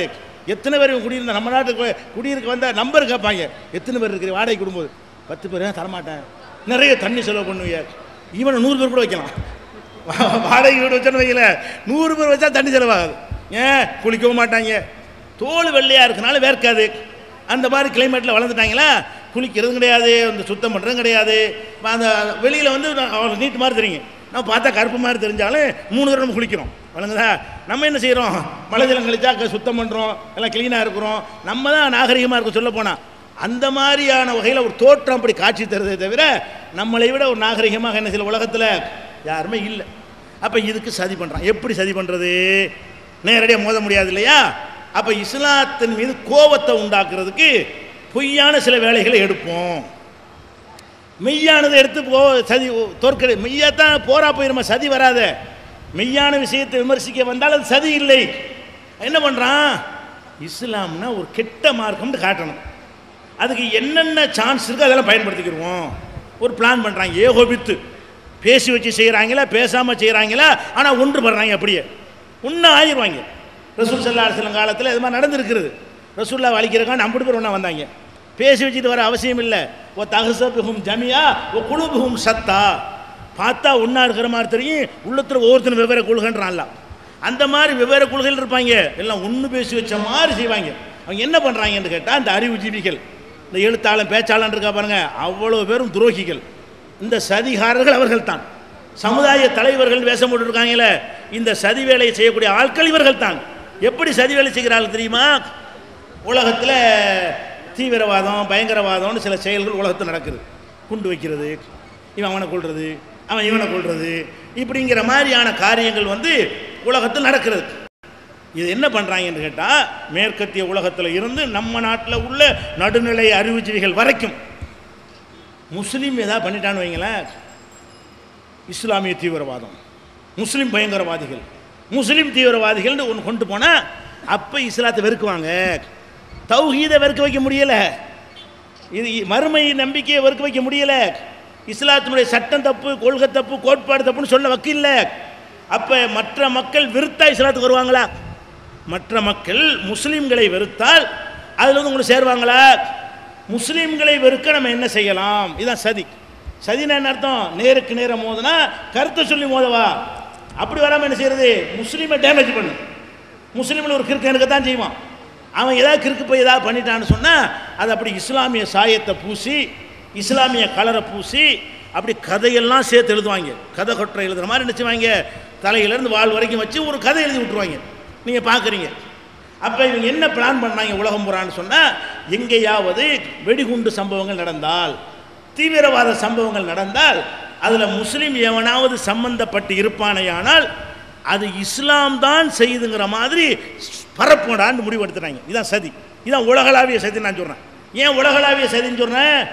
இவன் எழுதுகிற மாதிரி தான் ஐரோப்பாவில் எழுதுகிறான், இவன் எழுதுகிற மாதிரி தான் அமெரிக்காவில் எழுதுகிறான், இவன் எழுதுகிற மாதிரி தான் உலகத்தில் உள்ள எல்லா நாட்டிலும் எழுதுகிறான். உலகளாவிய சதி தானே இது. நீ இங்கே மட்டும் நடக்கலையே, தமிழ்நாட்டில் மட்டும் நடக்குது. இவன் தமிழன் அப்படி தான் எழுதுறான், மலையாளி அப்படி தான் எழுதுறான், கன்னடத்துக்காரன் அப்படி தான் எழுதுறான், இந்தியிலே அப்படி தான் எழுதுறான். சர்வதேச மொழிகள்லையும் முஸ்லீம் ஏதாவது ஒரு தவறு செய்து விட்டான் என்று சொன்னால் அந்த தவறை ஒட்டுமொத்த இஸ்லாமே செய்ய சொல்கிற மாதிரி முஸ்லீம்னு சேர்த்து தான் செய்வான். முஸ்லீம் தீவிரவாதி கைது, முஸ்லீம் பயங்கரவாதி கைது, முஸ்லீம் தீவிரவாதி தொடர்பா அப்படிங்கிற மாதிரி என்ன செய்வான்? ஒரு செய்தியை போட்டுருவான். ஆனால் என்ன நடக்கிறது? முஸ்லீம் தான் செய்கிறானா? உலகத்தில் உள்ள எல்லா இந்த மாதிரி குற்ற செயல்களுக்கு முஸ்லீம் தான் காரணமா? நம்மளை விட தாண்டி செஞ்சுக்கிட்டு இருக்காங்க எல்லாரும். அவனோட எல்லாம் மதத்தை சேர்க்க மாட்டேங்கிறான். இதான் சதிங்கிறது. அப்படின்னா எல்லாத்தையும் சேர்க்கணுமா? இல்லை. இந்த விடுதலை புலிகள் போய் என்ன செஞ்சாங்க? இலங்கையில் அந்த நாட்டில் இதே மாதிரி வேலையெல்லாம் செஞ்சாங்க. குண்டு வச்சாங்க, மந்திரியை கொண்டாங்க, அதை செஞ்சாங்க, விமான நிலையத்தை தாக்குனாங்க, சிவிலியன்களை கொண்டாங்கன்னு பல விஷயங்கள் நடந்தது. நம்ம நாட்டில் வந்து ராஜீவ் காந்தி போட்டு தள்ளிட்டு போயிட்டாங்க. அவங்கள வந்து பேரை வச்சுக்கிட்டு இந்து தீவிரவாதி எவனாச்சும் எழுதுனானா? அட அப்துல் கார்னு ஒரு சொன்னால் முஸ்லீம் தீவிரவாதிங்கிற. அப்போ அவனில் எவனாச்சும் பேரறிவாளன், சாந்தன், முருகன் ஆகிய இந்து தீவிரவாதிகள் பேப்பரில் பார்த்தீங்களா? அவங்க இந்து தானே. நீ இல்லைன்னு சொன்னாலும் இந்து தானே இந்தியா சட்டப்படி. அப்போ வந்து நீங்கள் மற்ற மதத்தில் உள்ளவர்கள் செய்வார்களே ஆனால் பேர் மட்டும், முஸ்லீம் செய்தானேயானால் முஸ்லீம் தீவிரவாதி. அப்போ இந்த வார்த்தையை திரும்ப திரும்ப திரும்ப திரும்ப சொல்லும் பொழுது என்ன மாதிரியான கருத்து மக்கள்கிட்ட உருவாகும்? திரும்ப திரும்ப முஸ்லீம் தீவிரவாதி முஸ்லீம் முஸ்லீம் தீவிரவாதி பிற மக்கள் உள்ளத்தில் என்ன பதியும்? முஸ்லீம்னா தீவிரவாதின்னு பதியும். என்ன ஆயிரும்? முஸ்லீம்னால என்ன அர்த்தம்? தீவிரவாதி. அடே இந்த நாட்டில் வந்து நக்சலைட்டுகள் இருக்கிறான், அவன் எவ்வளவு குண்டுகளை வைக்கிறான், அதிகாரிகளை கொள்றான், அவனுக்கு என்ன பேரு? அவன் முஸ்லீமா? ரன்வீர் சேனான்னு வச்சிருக்கிறான். அவன் போய் என்ன செய்யறான்? பீகாரில் போய் தூங்கி கொண்டிருக்கிற பெண்களை சிறுவரில் கொண்டுட்டு ஓடி போயிடுறான். ஒரு சாதிக்கு எதிராக இன்னொரு சாதி, அவனுக்கு என்ன பேரு? அவன் என்ன முஸ்லீமா? அவன் எந்த மதத்துக்காரன் அந்த மதத்து பேரை சொன்னானா? அப்போ நேர்மை உள்ளவனாக இருந்தால் எல்லாருக்கும் மதத்து பேரை சேர்த்து சொல்ல வேண்டும். வேற வேற மதத்துக்காரன் சொன்னான்னு சொன்னால் ரன்வீர் சேனாவான், அவனுக்குன்னு ஏதாவது ஒரு பேரை வச்சு சொல்கிறானே தவிர அவனுடைய மதத்தை சொல்ல மாட்டேன் என்கிறான். அஸ்ஸாமில் நடக்கிறது, மேகாலயாவில் நடக்கிறது, நாகாலாந்தில் நடக்கிறது. என்ன நடக்கிறது? காஷ்மீரில் நடக்கிறது மாதிரியான காரியம் இங்கே நடக்கிறது. காஷ்மீரில் என்ன நடப்பதாக இவர்கள் எழுதி கொண்டிருக்கிறார்களோ, பூதாகரமாக காட்டுகிறார்களோ, இஸ்லாமிய தீவிரவாதிகள் பயங்கரவாதிகள் என்று பில்டப் கொடுத்து செய்தி வெளியிடுகிறார்களோ, இதை மிஞ்சுகிற காரியம் மேகாலயாவில் நடக்கிறதா இல்லையா? அது இந்தியாவில் இருக்கிறது. நாகாலாந்தில் நடக்கிறதா இல்லையா? அருணாச்சலாவில் நடக்கிறதா இல்லையா? அப்போ பல மாவட்டங்களில் வந்து நக்சலைட்டுகளுடைய ஆதிக்கத்தில் இதே மாதிரியான காரியங்கள் நடத்தி கொண்டிருக்கிறானா இல்லையா? அப்போ இதை விட அதிகமாக அதிக எண்ணிக்கைகளையும் அதிக சம்பவங்களையும் செய்யக்கூடியவர்களுக்கு பேரு மதம் சேர்க்கப்படுவது கிடையாது. இந்த மதத்தை சேர்ந்த கிறிஸ்துவ தீவிரவாதிகள் என்றோ அல்லது இந்து தீவிரவாதிகள் என்றோ சீக்கிய தீவிரவாதி என்று சொன்னார்களா? இந்திரா காந்தியை சுட்டு கொண்டவனையா சொன்னியா? இந்திரா காந்தியை சுட்டு கொண்டதுனால சீக்கியம் சுட்டான்னு சொன்ன, சீக்கிய தீவிரவாதி அவனுக்கு பேரை கொடுத்தியா? அப்ப எதை எடுத்தாலும் இஸ்லாமியர்கள் சம்பந்தப்பட்டதை பேசும் பொழுதெல்லாம் இவன் செய்யற மாதிரி எல்லாரும் செய்யறான். காஷ்மீரில் செய்கிற மாதிரியான காரியத்தை பல காரணங்களுக்காக அனைவரும் செய்கிறான். சரி, காஷ்மீரில் உள்ளவன் இஸ்லாத்துக்கு அவனையா செய்கிறான்? அவன் என்ன இஸ்லாத்தை கடைப்பிடிக்கிறவனா? காஷ்மீரில் உள்ளவன் அது அவன் நாடு, அவன் நாட்டை ஆக்கிரமிச்சுக்கேன்னு போராடிக்கிட்டு இருக்கிறான். அவன் வெள்ளைக்காரன் நாட்டை விட்டு போகும் பொழுது காஷ்மீரை என்ன செய்யலை? இந்தியாவில் சேர்த்துட்டு போகலை. காஷ்மீரை தனியாக வச்சுட்டு போனான், பாகிஸ்தானை தனியாக வச்சுட்டு போனான், இந்தியாவை தனியாக வச்சுட்டு போனான். சுதந்திரம் அடைஞ்சவனை அவன் பாதியை பிடிச்சிக்கிட்டான், இவன் பாதியை பிடிச்சிக்கிட்டான். மேட்ரு அதுதான். அப்போ எங்கள் விஷயத்தை வந்து நீங்கள் ஏன் தலையிட்டீங்கன்னு சொல்லி அதுக்கு போகிறாருன்னா அது உள்ள விஷயங்கள். அப்போ இதுக்காக வேண்டியதான் எங்கள் நாட்டை பிரித்து கொடு, ஓட்டெடுப்பு நடத்து, சுதந்திரம் கொடுன்னு கேட்டு தெரிகிறாங்க. இதுக்கே இஸ்லாமிய கலரை போடுற? அப்போ தனி இளம் தான் கேட்குறியா? அது மாதிரி தானே இதுவும். இங்கே உட்காந்துட்டு இலங்கையை தனியாக பிரித்து தான் கேட்குறீங்களப்பா, அந்த மாதிரி தான் அவனு கேட்குறான். இதுக்கு மதம் காரணம் கிடையாது. அவன் அவனுடைய சித்தாந்தம், அவனுடைய கருத்து, அவனுடைய மாநிலம்னு விரும்புகிறான், தனியாக இருக்குன்னு ஆசைப்படுறான். அப்படி சொன்னாண்டா தப்புன்னு சொல்லி தொலைஞ்சிட்டு போ. அதுக்கே இஸ்லாத்தை சம்மந்தப்படுத்துறீங்க? அவன் இஸ்லாத்துக்காக இதை செய்யலையே, இஸ்லாம் மார்க்கத்தை நிலைநாட்டுறக்காக செய்கிறான் கிடையாது. அவனே இஸ்லாத்தை கடைப்பிடிக்காதவன், முடிக்கு தர்கா கட்டி கும்பிட்றான் பாருங்களேன். அவன்லாம் இஸ்லாத்தை கடைப்பிடிக்கிறவனா? பெரிய தர்கா காஷ்மீரில் ஹசரத்து பால் தர்கா, பால் தான் முடி, முடிக்கு ஹசரத்து முடி, ஒரு முடியை வச்சுக்கிட்டு ரசூல்லா முடின்னு பொய்யா வச்சு முடிக்கு பெரிய தர்கா கட்டிக்கிட்டு, தர்காவுக்கு பெரிய என்னது? ஹசரத் பால் தர்காண்டா. இவன்லாம் முஸ்லீமா? இவன் செய்கிற போராட்டம் இஸ்லாமிய போராட்டமா? அப்போ அவனுக்கு இஸ்லாத்துக்கு சம்பந்தம் கிடையாது. அவன் வந்து ஒரு எங்கள் நாடு தனி என்று சொல்கிறான், அதான் மேட்ரு. அது உன் நாடு சட்டப்படி தப்புன்னா நடவடிக்கை தொலைச்சிட்டு போ, அல்ல அது வேறு விதத்தில் அணுகிட்டு போ. அதுக்கு என்ன இஸ்லாத்தை என்ன சேர்க்குறீங்க? இஸ்லாம்களை கலரையாக குத்துறீங்க, அஸ்ஸாமும் மேகாலயா மாதிரி அதையும் சொல்லி தொலைச்சிட்டு போ. அப்போ என்ன இவங்களுக்கு பிளான் பண்ணுறாங்கன்னு சொன்னால், முஸ்லீம் அமெரிக்காவில் ஈரானில் இதில் ஆப்கானிஸ்தானில் அடிக்கிறான், ஆப்கானிஸ்தான் எவன் அடிக்கிறான்? ஈராக்கில் அடிக்கிறான். ஏன் அடிக்கிறான்? அமெரிக்காக்காரன் போய் ஆக்கிரமிச்சு அடிக்க தான் செய்வான். நம்ம நாட்டில் வந்து வெள்ளைக்காரன் ஆக்கிரமி நம்ம அடிக்கலையா? இந்தியா வெள்ளைக்காரன் ஆக்கிரமிச்சான்லங்க, அவனை விரட்டி தானே சுதந்திரம் வாங்கியிருக்கிறோம். ஒரு நாட்டில் போய் இன்னொரு நாட்டுக்காரன் போய் நுழைஞ்சான்னு சொன்னால் அடிக்க தான் செய்வோம். நம்ம நேதாஜி சுபாஷ் சந்திர போஸ் அடிக்கலையா? அப்போ பகத்சிங்க்கு வந்து நீங்கள் விழா நடத்துறீங்க, ஆஸ்துரை சுட்டு கொண்டாடல அப்படின்னு சொல்லிட்டு என்ன செய்றீங்க? வீரவாஞ்சிநாதன் அவனுக்கு ரயில் வசன்னு பேர் வைக்கிறீங்க. வீரவாஞ்சிநாதன் என்ன செஞ்சான்? ரயிலில் ஏறி போய் துறையை கொலை செஞ்சான். ஆஸ்துறைங்கிற ஒரு துறையை சுட்டு கொண்டான். இது என்ன செயல்? இது தீவிரவாதி வேணா சொன்னியா? அப்போ இந்த மாதிரி காரியத்தை எல்லாரும் செய்வான். எப்போ செய்வான்? அவன் நாட்டை இன்னொரு நாட்டுக்காரன் ஆக்கிரமிச்சான் என்று சொன்னால் அதை எதிர்த்து அவனுக்கு தெரிஞ்ச வழியில் போராடுவான். காந்தி மாதிரி உண்ணாவிரதம் சில பேர் இருப்பான், சில பேர் அருவாளை தூக்குனா தான் சரியாக வரும், அருவாளை தூக்குவான். ஜார்ஜ் பெர்னாண்டஸ் யாரு? நம்ம நாட்டில் மந்திரியாக இருந்தார் பல தடவை. அந்த ஜார்ஜ் பெர்னாண்டஸ் யாரு? ரயிலுக்கு குண்டு வச்சவர் தான். அப்போ ரயிலுக்கு குண்டு வச்சவன் தீவிரவாதம் சொன்னியா அவரை? அது வெள்ளக்காரன் விரட்டுக்கு செஞ்சார். அதான் பண்ணுறான் ஈராக்கில், அதுதாண்டா பண்ணுறான் ஆப்கானிஸ்தானில். இன்னும் அமெரிக்கா வேண்டாம் அங்கே போகிறான். ஒரு நாட்டுக்காரன் இன்னொரு நாட்டுக்கு போனால் சொந்த நாட்டுக்காரன் இப்படி தான் போராடுவான். அதுக்கு இஸ்லாம காரணம்? ஈராக்கில் உள்ள இஸ்லாமை கடைப்பிடிக்கிறவனா?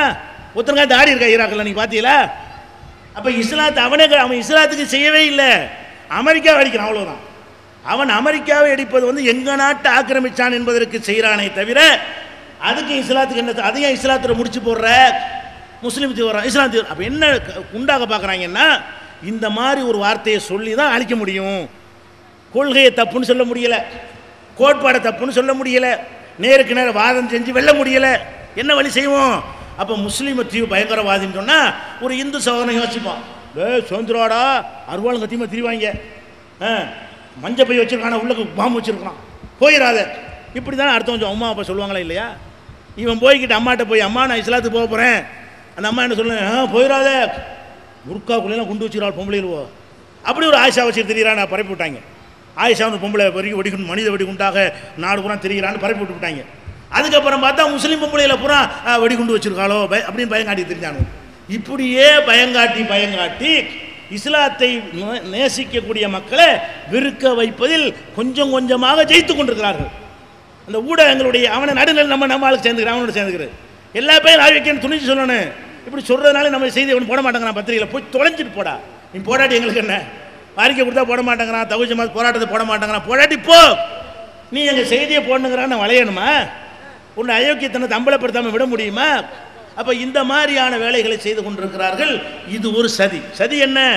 முஸ்லீம்கள் செய்கிற சில தவறுகளை அவன் இஸ்லாத்திற்கு செய்யலைன்னு தெரிந்து கொண்டு அவன் மாத்திரம் செய்யாமல் எல்லாரும் செய்கிறான் என்பதை புரிந்து கொண்டு அதுக்கு இஸ்லாமிய கலரை பூசி இஸ்லாமிய சாயத்தை பூசி என்ன செய்கிறான், இப்படி எழுதக்கூடிய காட்சியை நீங்கள் பார்க்குறீங்க.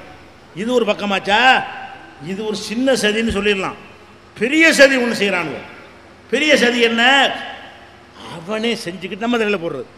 இது நம்மளில் ஒரு கிறுக்கன் செஞ்சதை சொன்னாலாச்சும் பரவாயில்லைன்றலாம். நம்மள இது அப்துல் கலாம் செஞ்சு விட்டான், ஒரு ராமசாமி செஞ்சு விட்டான், சரி சொல்லி தொலைகிறாங்கன்றலாம். இன்னொரு வகை என்ன தெரியுமா? நம்ம செஞ்சே இருக்க மாட்டோம், நம்ம செஞ்சுட்டுருவாங்க. எத்தனை குண்டு இந்த சம்ஜாதா எக்ஸ்பிரஸ் குண்டில் இருந்து எத்தனை குண்டு வெடிப்புகள் நடந்தது நாட்டில், எல்லாத்தையும் முஸ்லீம் தான் செஞ்சான்னு சொன்னானா இல்லையா? அப்படி கைது பண்ணானா இல்லையா? பேப்பர்லாம் கொட்டை எழுத்தில் முதல் பக்க செய்தி போட்டானா இல்லையா? அதை செஞ்சவன் யார்? இப்போ யார் கண்டுபிடிக்கப்பட்டிருக்கிறான்?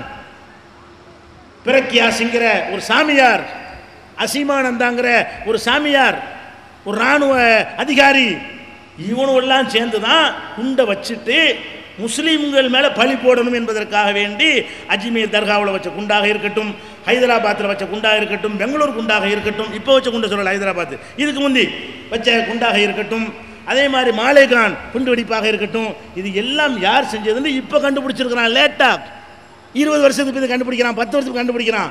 ஆனால் பேரை கரெக்டாக பரப்பி விட்டாங்க. கண்டுபிடிக்கும் போது என்ன பரப்பிட்டான்?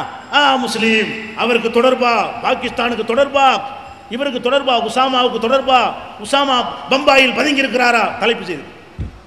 உசாமா ஏன் பம்பாயில் பதுங்கி இருக்கான் போடுறாங்க. உசாமா பம்பாயில் எப்படிலாம் போடுறாங்க.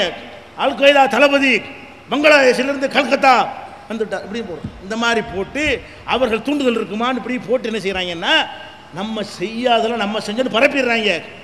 பிறகு கரெக்டாக கண்டுபிடிக்கும் போதாவது இந்து தீவிரவாதி போடணுமா இல்லையா? இந்த அசீமானந்தாவை பற்றி இந்து தீவிரவாதி போய் எவனா எழுதுனானா? குண்டு வச்சிருக்கிறான், இந்து மதத்தை சொல்லியே வச்சிருக்கிறான், முஸ்லீம்களை கருவறைக்குன்னு சொல்லியே வச்சிருக்கிறான். அப்போ அவனுக்கு ஏன் அந்த பிரக்யாசிங்கிற சாமியாருக்கு ஏன்டா இந்து தீவிரவாதி ஒரு பையில் எழுதலை? நீங்கள் நேர்மையான ஊடகம் எவனாச்சு இருக்கிறான்னு நீ நினைத்தீர்களே, ஆனால் ஒருவனாவது இப்படி எழுதுனானா? முஸ்லீம் எழுதினால் முஸ்லீம் தீவிரவாதின்னு சொன்னியே, இஸ்லாமிய தீவிரவாதின்னு சொன்னியே. ஒரு சாமியார் மோடியுடைய கைடில் ஆலோசனையின் பிரகாரம் அந்த குண்டுகள்லாம் வைக்கப்பட்டிருக்குன்னு இப்போ நிரூபிக்கப்பட்டு இப்போ வழக்கு நடந்து நாளைக்கு குற்றப்பத்திரிகை தாக்கல் செய்யப்பட இருக்கிறது. நாளைக்கு கோர்ட்டில் குற்றப்பத்திரிக்கை வரப்போகுது. அப்போ இன்னைக்கு பரபரப்பு செய்து அதுதான். அப்போ ஏன்டா இது எங்கள் மேலே போட்டி இவ்வளோ நாளா? அப்போ நம்ம செய்யாத இந்த தென்காசியில் இருக்கிற தென்காசியில் ஆர்எஸ்எஸ் அலுவலகம்னு ஒன்று வச்சுக்கிறாங்க. அதில் குண்டு வச்சுட்டாங்கன்னு சொல்லிட்டு பரப்பி விட்டு நம்ம ஆளுகளை பிடிச்சி பயங்கரமாக இப்போ உன்னை கைது செய்ய அப்படி செய்ய இப்படி செய்ய நினச்சிட்டாங்க, பரப்பி விட்டாங்க. கடைசியில் பார்த்தா போலீஸ்காரர் நேர்மையாக விசாரித்து தமிழ்நாடு இருக்க போய் வட இந்தியாவாக இருந்தால் கவுத்தியே இருப்பாங்க. தமிழ்நாடு போலீஸ் என்ன பண்ணுது, கரெக்டானது பிடிக்கணும்னு உள்ளே நுழைஞ்சு பார்த்தா அது ஆர்எஸ்எஸ்காரனை வச்சுருக்கிறாங்க. ஏன் வச்சான்? அப்போ தான் முஸ்லீமுக்கு எதிராக வெறுப்பு வரும். முஸ்லீமுக்கு எதிராக வெறுப்பு வந்தால் இந்துக்கள் எங்கள் பக்கம் சேருவாங்க, சேர்ந்த நிறைய நிதி கிடைக்கும், பெரிய தலைவராயிடலாம், கூட்டம் சேர்க்கலாம், ஓட்டு பொறுக்கலாம் என்பதற்காக வேண்டி இந்து வாக்கு வங்கியை உண்டாக்க வேண்டுமானால் நம்மளே நம்ம அலுவலகத்துக்கு டேமேஜ் பண்ண வேண்டும். நம்மளே நம்ம அலுவலகத்தை சேதப்படுத்தி கொண்டு முஸ்லீம் செஞ்ச ஆர்எஸ்எஸ் அலுவலகத்தில் வச்சா எவனா இருப்பான்? எவனை நினைப்பான்? எல்லாரும் பள்ளிவாசலில் வச்சா எவனை நினைப்பான்? வேறு மதத்துக்காக நினைப்பான். அந்த ஒரு லாஜிக்கை வைத்துக்கொண்டு இவங்களே வச்சாங்க. கடைசியில் போலீஸ் கண்டுபிடிச்சா இல்லையா இது தென்காசியில்? அவன் மாலைகான் குண்டு வெடிப்புல இருந்து அனைத்துக்கும் பண்ணியிருக்கிறோம். அதை விட்டு தள்ளுங்க. இப்போ லேட்டஸ்ட்டாக ஹைதராபாத்தில் குண்டு வெடிச்சா இல்லையா? எல்லா பையனும் என்ன எழுதிட்டு இருக்கிறான், பேப்பர் என்ன எழுதுறான், உளவுத்துறை என்ன சொல்லிட்டு இருக்கிறான், கவனிச்சீங்களா? அதை அனைத்து அயோக்கிய பயிலும் கவனிச்சீங்களா? எல்லா டிவி மீடியாக்களையும் எல்லா பத்திரிகைக்கார அயோக்கியர்களையும் என்ன எழுதிட்டு இருக்கிறான்னு கேட்டால் அது ஏதாவது ஒரு இயக்கம், லஷ்கர் தைபாவா, அந்த ஜெய்ஷ முகமதா, அவர்களா இவர்களான்னு சொல்லி போலீஸார் நெருங்கி விட்டார்கள், பிடித்து விட்டார்கள், அவருடைய மாதிரி உருவத்தை வரைந்து கொண்டிருக்கிறார்கள், கிராஃபிக் அப்படிங்கிறான். உளவுத்துறையில் அறிக்கை விளம்பரம் கொடுக்குறான், துப்பு கிடைக்கவில்லை, நீங்கள் கிடைத்தால் தெரிவித்தால் 5 லட்ச ரூபா பரிசு தருவோங்கிறான். அட தேடிக்கிட்டு இருக்கிற போலீஸ் சொல்கிறான் யாருன்னு தெரியலைங்கிறான். பேப்பருக்கார அயோக்கியர்கள் சொல்கிறான் முஸ்லீம் தீவிரவாதி தான் லஷ்கர் தைபா ஜெய்ஷ முகமதுங்கிறான். அப்போன்னா இது என்ன சதி இல்லாமல் என்ன இது? அறியாமை கிற்கனா பண்ணி மூளையற்றவனா வேணுங்க சரியா? அப்போ உனக்கு தெரியுது எந்த ஆதாரமும் இல்லை, அப்படி எந்த போலீஸ் சொல்லவும் இல்லை, யாரையும் பிடிக்கவும் இல்லை, எந்த ப்ரூஃப் கிடைக்கவும் இல்லை. இப்போ நடந்த ஹைதராபாத் குண்டு வெடிப்புங்க, அந்த குண்டு வெடிப்புக்கு எந்த துப்பும் தொடங்கலை, தேடிக்கொண்டு தான் இருக்கிறார்கள், பரிசு அறிவித்துக் கொண்டிருக்கிறார்கள். இதுவரைக்கும் அந்த அந்த கேமராவுக்கு இந்த கேமராவுக்குன்னா ஒரு கேமராவும் இல்லை, யாருன்னு கண்டுபிடிக்க முடியல. அப்படி ஒரு விஷயத்தை ஏன் முந்துற நீ? அப்படின்னா உங்களுக்குள்ள உள்ள கள்ள உறவு என்ன? உங்களுடைய திட்டம் என்ன? இஸ்லாமிய வளர்ச்சியை தடுக்கணுங்கிற எண்ணம் இல்லாட்டி இப்படி எழுதுவானா? எல்லா பத்திரிகையும் தினமலர் அப்படி தினமணின்னு நினைக்கிறீங்க, அனைத்து ஊடகங்களும் இப்படி எழுதுறார்களா? இல்லை, ஒரு ஊடகமாவது இது போய் எந்த துப்பும் கிடைக்கவில்லை. இப்படி யார் கேட்கிறா? நம்ம நாட்டில் சுப்ரீம் கோர்ட் நீதிபதியாக இருந்த மார்க்கண்டேய கட்சி கேட்கிறார், ஏன்டா இந்த மாதிரி ஊடகம் வச்சுக்கிட்டு அநியாயம் பண்றீங்க? யார் கேட்கிறா? நம்ம நாட்டு சுப்ரீம் கோர்ட் நீதிபதியாக இருந்து ஓய்வு பெற்றவர், நேர்மையை உண்மையை பேசக்கூடியவர் என்று அனைவராலும் மதிக்கப்பட்டவர். அவர் நீதிபதியாக இருந்த காலத்தில் லஞ்சம் ஊழல் இந்த மாதிரியான புகார்களுக்கு அப்பாற்பட்டு கரெக்டான நீதி வழங்கினார் என்று பெயர் எடுத்து இன்றைக்கும் சமூக தொண்டாற்றி வரக்கூடிய மார்க்கண்டேய கட்சி சொல்றாரு, என்ன சொல்றாரு? இந்த ஊடகங்கள் எதை எடுத்தாலும் முஸ்லீம் உடனே சொல்கிறார்கள், ஒரு ஆதாரம் இல்லாமல் சொல்கிறார்கள், ஒரு அடிப்படை இல்லாமல் சொல்கிறார்கள், இதன்படி ஒரு தவறான சித்திரத்தை உண்டாக்குகிறார்கள் அப்படின்னு சொல்ற அளவுக்கு நம்மளை சித்தரிக்கிறாங்க. அதை விடுங்க, மார்க்கம் பெரிய அறிவாளெலாம் செய்ய வேண்டியதில்லை. கொஞ்சம் மனசாட்சி உள்ள ஒரு இந்து மதத்தை சேர்ந்த ஒருத்தன் பார்த்தா கூட அவன் சொல்லுவான். இந்த மணிவண்ணன் ஒரு டைரக்டர் தெரியுமா? சினிமாவில் இருக்காரு, நடிகர் டைரக்டர். அவர் ஒரு பேட்டி கொடுத்தார். புதிய தலைமுறைங்களை டிவியில் என்ன செய்கிறாரு, பேட்டி கொடுக்குறாரு. அவரை நேர்காணல் பண்ணும் பொழுது இந்த விஸ்வரூபம் படம் அதை பற்றி என்ன நினைக்கிறீங்க கேட்குறாங்க. அவர் என்ன சொல்கிறாரு, விஸ்வரூபம் படம் அவர் கமலஹாசன் பெரிய ஒரு உலக மகா நாயகன் அப்படின்லாம் சொல்லிவிட்டு அதெல்லாம் இருக்கட்டும், இந்த அமெரிக்க அரசியலை இங்கே பண்ணுறாரு, அந்த ஆள் பண்ணுறாரு. அமெரிக்காக்காரன் என்ன பண்ணான்னு தெரியுமா? எவ்வளோ அப்பாவிகளை கொண்டான்னு தெரியுமா?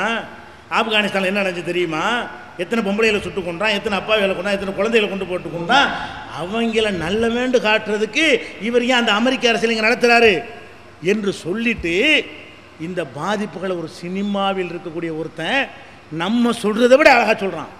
யூடியூப்பில் போய் பாருங்கள் அவனுடைய பேட்டியை. இப்போ என்ன சொல்கிறான்? அடே முஸ்லீம் பிள்ளைங்க பள்ளிக்கூடத்துக்கு போக முடியுதாடா? அவங்கள எப்படி சக மாணவர்கள் பார்க்குறாங்க உனக்கு தெரியுதா? முஸ்லீம்க்கு வேணா வீடு கொடுக்குறானாடா? நீங்கள் திரைப்படம் அந்த ஊடகங்கள் மூலம் அப்படி பண்ணி என்ன செய்றீங்க? முஸ்லீம்ல வீடு இல்லைங்கிறான். முஸ்லீம் பிள்ளைக்கு ஸ்கூலில் இடம் இல்லைங்கிறான்.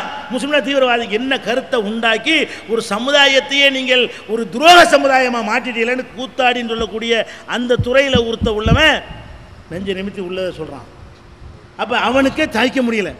இது சினிமாண்டாலே இப்படி கூட குறைய சொல்கிறது தான். அந்த துறையில் இருக்கிறவனுக்கு இது ஓவராக தெரிகிறது, இது ரொம்ப அளவுக்கு மீறி போகிறாங்கன்னு தெரிகிறது, சகிக்க முடியலன்னு தெரிகிறது. அப்போ அதை நம்ம தீர்மானத்தில் நன்றி தெரிவிச்சிருக்கிறோம். உண்மையை உரத்து பேசிய மணிவண்ணனை கூட இன்றைக்கு நடந்த பொதுக்குழுவில் அவருக்கு தீர்மானம் போட்டிருக்கிறோம். நான் எதுக்கு சொல்கிறேன், என்னென்ன மாதிரி பாதிப்புகள் அந்த சமுதாயம் உள்ளாக்கப்படுதுன்னா உன் சதி திட்டம் இல்லாமல் இருக்குதா? இந்த கருத்தை உண்டாக்கி என்ன பண்ணிட்டாங்கன்னு கேட்டால் இஸ்லாத்துக்கு வருவதையும் தடுத்துட்டான். இஸ்லாத்தில் இருக்கிறான அவனை இஸ்லாமா வாழ்வதற்கு பயப்படுறான். அந்த நிலையை உண்டாக்கிட்டான். இஸ்லாமிய அடையாளத்தோடு இருக்கக்கூடாது, முஸ்லீம் மாதிரி இருந்தோன்னு வைங்க, இஸ்லாத்துக்கு அடையாளம் ஒன்று வெளிப்படையாக ஒன்று தாடி வைக்கிறது தொழுகைலாம் இருக்குது. இந்த மாதிரி விஷயங்களை செஞ்சால் கூட நம்மளையும் கணக்கில் சேர்த்துருவாங்களோண்டு நம்மளையும் நினைக்க வச்சுவிட்டான். இது எந்த அளவுக்குன்னு சொன்னால், ஒரு சினிமா நடிகை யார், ஷபானா ஆஸ்மியா, ஷபானா ஆஸ்மி தானே, பம்பாயில் ஒரு நடிகை, பேரில் முஸ்லீமு. அவள் பம்பாயில் அவளுக்கு குடியிருக்க வாடகைக்கு கூடு கொடுக்க மாட்டேங்கிறாங்க. ஒரு நடிகை இஸ்லாத்தை கடைப்பிடிக்கிறவளா? அவள் சினிமா நடிகை, அவளுக்கு இஸ்லாத்துக்கு எந்த விதமான சம்பந்தமும் கிடையாது, பேர் முஸ்லீம் பேராக இருக்குது.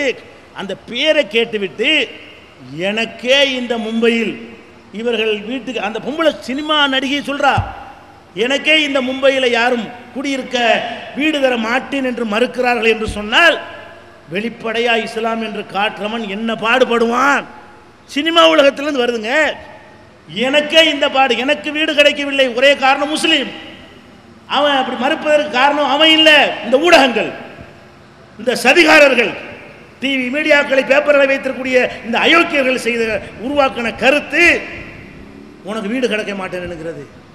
டெல்லியில், இந்தியாவுடைய தலைநகரம் டெல்லியில் சதியில் எப்படி ஜெயிக்கிறான்னு பாருங்க. இந்தியாவுடைய தலைநகரம் டெல்லியில் முஸ்லீம் பிள்ளைகளை பள்ளிக்கூடத்தில் சேர்ப்பது இல்லை. எல்லா பள்ளிக்கூடங்களையும் தனியார் பள்ளி, அரசாங்கத்தில் மட்டும் தான் சேர்க்கிறான். தனியார்கள் இந்துக்கள் நிறைய நடத்துகிறார்கள், கிறிஸ்தவர்கள் நடத்துகிறார்கள். முஸ்லீம் பிள்ளைகளுக்கு இடமில்லை. எங்க? கிராமத்தில் இல்லை, மாநில இந்தியாவின் தலைநகரத்தில். இஸ்லாத்தை கடைப்பிடிக்கிற மாதிரி போனோன்னு சொன்னால் அது தீவிரவாதி மாதிரி நினச்சிருவாங்க. இப்படி நம்மளுக்கு பயத்தை காட்டுறானுங்க. முஸ்லீமாக இருப்பவனுக்கு இஸ்லாத்தில் பயத்தை உண்டாக்கணும், முஸ்லீம் அல்லாதவன் இஸ்லாத்துக்கு வருவதை வெறுக்கணும். இது ஒன்றாவது சதி. அடுத்து என்ன, ஒரு சதி விளங்கிட்டீங்களா? இப்படி ஒரு சதி வேலையை செய்து முஸ்லீம்களை வெறுக்கத்தக்க ஒரு நிலையில் தள்ளி இருக்கிறார்கள். ஒன்று. இரண்டாவதாக அவங்க செய்யக்கூடிய சதி என்னன்னு கேட்டால், ஒவ்வொரு மதத்திலையும், இஸ்லாத்தில் வேறு, இந்து மதத்தில் இந்து மதத்தை வழங்காதவன் இருப்பான், பிடிக்காதவன் இருப்பான். கிறிஸ்துவ மதத்தில் பிறந்து கிறிஸ்துவ மதத்தை எதிர்த்தவன் இருப்பான். இவரை பெரியாரையர் இந்து தானே, இந்துவாக இருந்தானே இந்து மதத்தை எதிர்த்தார். அப்படியாக எல்லாத்துலேயும் என்ன செய்வாங்க, எல்லா மதங்கள்லையும் அது மாதிரியான ஆட்கள்லாம் இருப்பார்கள். அந்தந்த மதங்களில் அவங்களுக்கு பிடிக்கலன்ற உடனே அதை விமர்சிப்பார்கள். அந்த மாதிரி ஆட்கள் நம்ம இஸ்லாத்தில் கிடையாது. எப்போவாச்சும் ஒத்த 2 பேர் வருவான். அங்கெல்லாம் தாறுமாறா பெரியார்னு அது பெரிய குரூப்பே இருக்கிறாங்க. தீக்காவிலேயும் 40 தீக்கா இருக்குது, 50 பேர் இருக்காங்க. தீக்கா, மாக்கா, பிக்கா, ஐக்கான்னு இப்படி நிறைய இருக்காங்க. எல்லாருமே என்னது, இது அவ்வளோ தப்புன்னு சொல்லக்கூடியவன். அந்த இந்துவாக பிறந்து விட்டு அது தவறுன்னு சொல்லக்கூடியவர்கள் கணிசமாக இருக்கிறார்கள். கிறிஸ்தவத்தை பிறந்த அது மாதிரி நிறைய இருக்கிறார்கள். முஸ்லீமாக பிறந்தவர்கள் எடுத்துக்கிட்டீங்கன்னு சொன்னால் இஸ்லாத்தில் இருந்து கொண்ட இதெல்லாம் சரியில்லை அப்படின்னு சொல்லக்கூடிய இருப்பாங்கன்னா, இப்போவாவது வரலாற்றில் ஒருத்தனா 2 பேரை கிடைப்பாங்க. அந்த மாதிரி ஒருத்தன் 2 பேர் கிடைச்சான்னு வைங்க, அவனை கொண்டு போய் என்ன நோபல் பரிசு அளவில் வச்சுக்குவாங்க. இஸ்லாத்தை பற்றி கொஞ்சம் ஏதாவது சொல்லிட்டான்னு வைங்க, பேர் முஸ்லீமாக இருக்கணும், முஸ்லீமாக பிறந்திருக்கணும், இஸ்லாம்லாம் சரியில்லைன்னு சொல்லிட்டான்னு வைங்க, அட்டே உன் இந்துமா சரியில்லைன்னு இத்தனை பேர் சொன்னானே, அவனத்துக்கு இப்போ நோபல் பரிசு கொடுத்தியா, அவனத்துக்கு பாராட்டினியா, அவனத்துக்கு ஆக வேண்டியா, உன் கிறிஸ்துவ மார்க்கத்தை எப்படி பேர் விமர்சனம் பண்ணா, கூடுதலாக பண்ணான்ல, அவனையெல்லாம் வாடா வாடன்னு கூப்பிட்டியா, எவனாச்சு உருப்பே கூட மாட்டேங்கிறான். ஏன்? அப்போ என்னடா ஒரு முஸ்லீம் சல்மான் ருஷ்டின்னு ஒருத்தன் வந்தான். இவன் யார்? இவன் இஸ்லாத்தை பேருக்கு இஸ்லாமாக பிறந்தான். பிறந்தது தான் இஸ்லாமை பிறந்தானே தவிர, பார்சி வம்சத்தில் பிறந்தானே தவிர, அவன் வாழ்ந்தது வளர்ந்ததெல்லாம் மேற்கத்திய கலாச்சாரம். அங்கே போய் ஊடுருவி அந்த கிறிஸ்துவ பள்ளிக்கூடங்களில் படித்து அவங்க இஸ்லாத்தை பற்றி தப்பு வர சொல்லி கொடுத்து அவன் அதில் வார்த்தெடுக்கப்பட்டு என்ன செய்கிறான், இஸ்லாம்னா தப்புங்கிற மாதிரி. ஏன்னா அவன் எந்த கலாச்சாரத்தில் வளர்ந்தானோ அந்த கலாச்சாரத்துக்கு இஸ்லாத்துக்கு பிடிக்காது. அவன் நான் சொன்னல ஏற்கனவே அந்த கலாச்சாரம், யார் யாரோடையும் போகலாம், தண்ணி அடிக்கலாம், பிறலாம் உருளலாம். அப்படியான ஒரு கலாச்சாரத்தில் படிச்சுட்டு வந்தவனுக்கு இஸ்லாம் பிடிக்குமா? சரி, பிடிக்காது தொலைஞ்சிட்டு போனால் போடான்னு விட்டு போயிடுவோம். நம்ம அவனை தூக்கி வச்சு நீ எழுது, என்ன தேவை எழுது, இஸ்லாத்தை பற்றி எழுது. என்ன இஸ்லாத்தை பற்றி எழுதுவார்? ஒரு அளவு எழுத முடியல. இஸ்லாத்தை பற்றி எழுதுனா அந்த கொள்கை சரியில்லை, இந்த கொள்கை சரியில்லை, இந்த வசனம் சரியில்லை, இந்த ஆயத்தை தப்புண்டா எழுத முடிஞ்சு. என்ன எழுதுறான்னு கேட்டால் சாத்தானின் வசனங்கள் அவன் எழுதுறான். சாத்தானிக் வெர்சஸ்ன்னு சொல்லி ஒரு புத்தகத்தை எழுதுறான். அதில் என்னடா புத்தகம், பெரிய உயர்ந்த இலக்கிய நடையா ஒரு எழுவும் கிடையாது, பெரிய தத்துவம் போதனை அது இருக்க ஒன்றும் கிடையாது, ஒரு ஆய்வு இருக்கா ஒன்றுங்க. அது ஒரு கதை. சாத்தானிக் வெர்சஸ் என்பது என்ன? ஒரு கதை. என்ன கதை? இப்போ ரசூல் ஸல்லல்லாஹு நபிகள் நாயகத்தை வந்து கேவலப்படுத்துகிற மாதிரி எழுதுன ஒரு கதை. அந்த புத்தகம் என்ன எழுதுறான்னு கேட்டால் மகாமத்துன்னு ஒருத்தர் இருந்தார். மகாமத்துனா முகமது மகாமத்துன்னு மாற்றிக்கிறான். அதாவது ரசூல்லாவோட முகமதுங்கிறதுக்கு பதிலாக மகாமத்து, மக்காண்ட ஜக்கான்றது இப்படியான வார்த்தைகளை மாற்றி அங்கே இப்படியான ஒரு இருந்தார். அங்கே சில வேசிகள் இருந்தாங்க. அந்த வேசிகளுடைய பேர் ஆயிஷா, ஹதீஜா, இப்படி போடுறான். அதான் இந்த மாதிரி எழுதுனா ஒரு கதை. இது வந்து எவனாச்சும் எழுத்துன்னு ஒத்துக்குருவானா? இப்படியான ஒரு விஷயத்தை வந்து விமர்சனம் என்றோ, ஒரு எழுத்து என்றோ, ஒரு கருத்து என்றோ இதை எவனா ஏற்றுக்கொள்வானா? இது ஒரு கதை, கற்பனையாக எழுதுறான். இந்த மாதிரி எழுதுனா நம்மளும் சல்மான் ருஷ்டி பற்றி எழுதுறமா இல்லையா? இவன் யார் தெரியுமா? அவன் அம்மா யாருக்கு பெற்றா தெரியும்? இப்படி நம்ம எழுதலாம் நினைத்தாச்சு. என்னத்தையா எழுதுறதுக்கு பேர் எழுத்தா? அது மஞ்சள் மஞ்சள் பத்திரிகை என்று ஒதுக்க வேண்டிய ஒரு அயோக்கியன ரசூல்லா முகமது நபியை பற்றி நல்லா கேவலமாக எழுதிட்டான், விடக்கூடாது அப்படின்னு சொல்லிட்டு எங்கேயோ கடந்த சல்மான் ரஷ்டியை இங்கே கொண்டாந்து பாராட்டாங்க. அவன் யார்? அவன் மாமானா மச்சானா? என்னடா போதனை செஞ்சுவிட்டான்? அப்படி என்னடா கருத்தை சொல்லி தொலைச்சுவிட்டான்? அதில் என்னதான்டா இஸ்லாத்தை பற்றி ஒரு அளவும் இல்லை. இஸ்லாத்துக்கு எதிராக ஒரு வரி விமர்சனம் செய்ய வக்கில் அவனுக்கு. கற்பனை கதை எழுதுறான். அப்போ கற்பனை கதை எந்த அளவுக்கு கொண்டாங்க? இந்த சல்மான் ருஷ்டிங்கிற ஒரு அயோக்கியன் இந்த எழுதினால புஸ்தகத்தில் ஒரு நடையும் நல்ல நடை இல்லை, மெசேஜும் இல்லை, ஒரு ஷேக்ஸ்பியர் மாதிரி ஒரு நாடகம் அது மாதிரி எழுதிட்டான். அப்படியும் ஒன்றும் கிடையாது. நிலைத்திரு தொல்காப்பிய மாதிரி ஒரு திருவள்ளுவர் திருக்குறள் மாதிரி ஏதாவது நூலாண்டு அதுவும் கிடையாது. ஒரு குப்பை. ஒரு சாதாரண அவனை இஸ்லாத்துக்கு அந்த கலரை எதிர்ப்பை வெறுப்பை கலட்டி வச்சுட்டு பார்த்தான்னு சொன்னால் குப்பையில் போட வேண்டிய ஒரு புத்தகம். அந்த புத்தகத்தை எடுத்துக்கொண்டு அனைத்து மொழியிலையும் மொழிபெயர்க்கிறான். யார்? நம்மளை அழிக்க நினைக்கிறான்ல சல்மான் ருஷ்டி. இஸ்லாத்தில் பிறந்த இஸ்லாத்தை ஏன் அப்படி சொன்னால் ஆட்களை இழுக்கிறாங்களாம். இப்படி இல்லாமல் இழுக்க முடியும்? அவன் என்னடா இஸ்லாத்தை பற்றி சொல்ல முடிஞ்சு? அப்போ எந்த அளவுக்கு கொண்டாங்க? பில் கிளின்டன் அவன் ஜனாதிபதியாக இருக்கிறான் அமெரிக்காவில். அமெரிக்க ஜனாதிபதி தான் உலகத்தில் பிஸியான பதவி. அமெரிக்க ஜனாதிபதி போய் அப்பாயின்மெண்ட் வாங்க இயலுமா? அவன் நாட்டையும் ஆள வேண்டியிருக்கு, உலகத்தையும் ஆள வேண்டியிருக்கு. அவனா இழுத்து போட்டுக்கிட்டு அவனை எவனும் கொடுக்கல.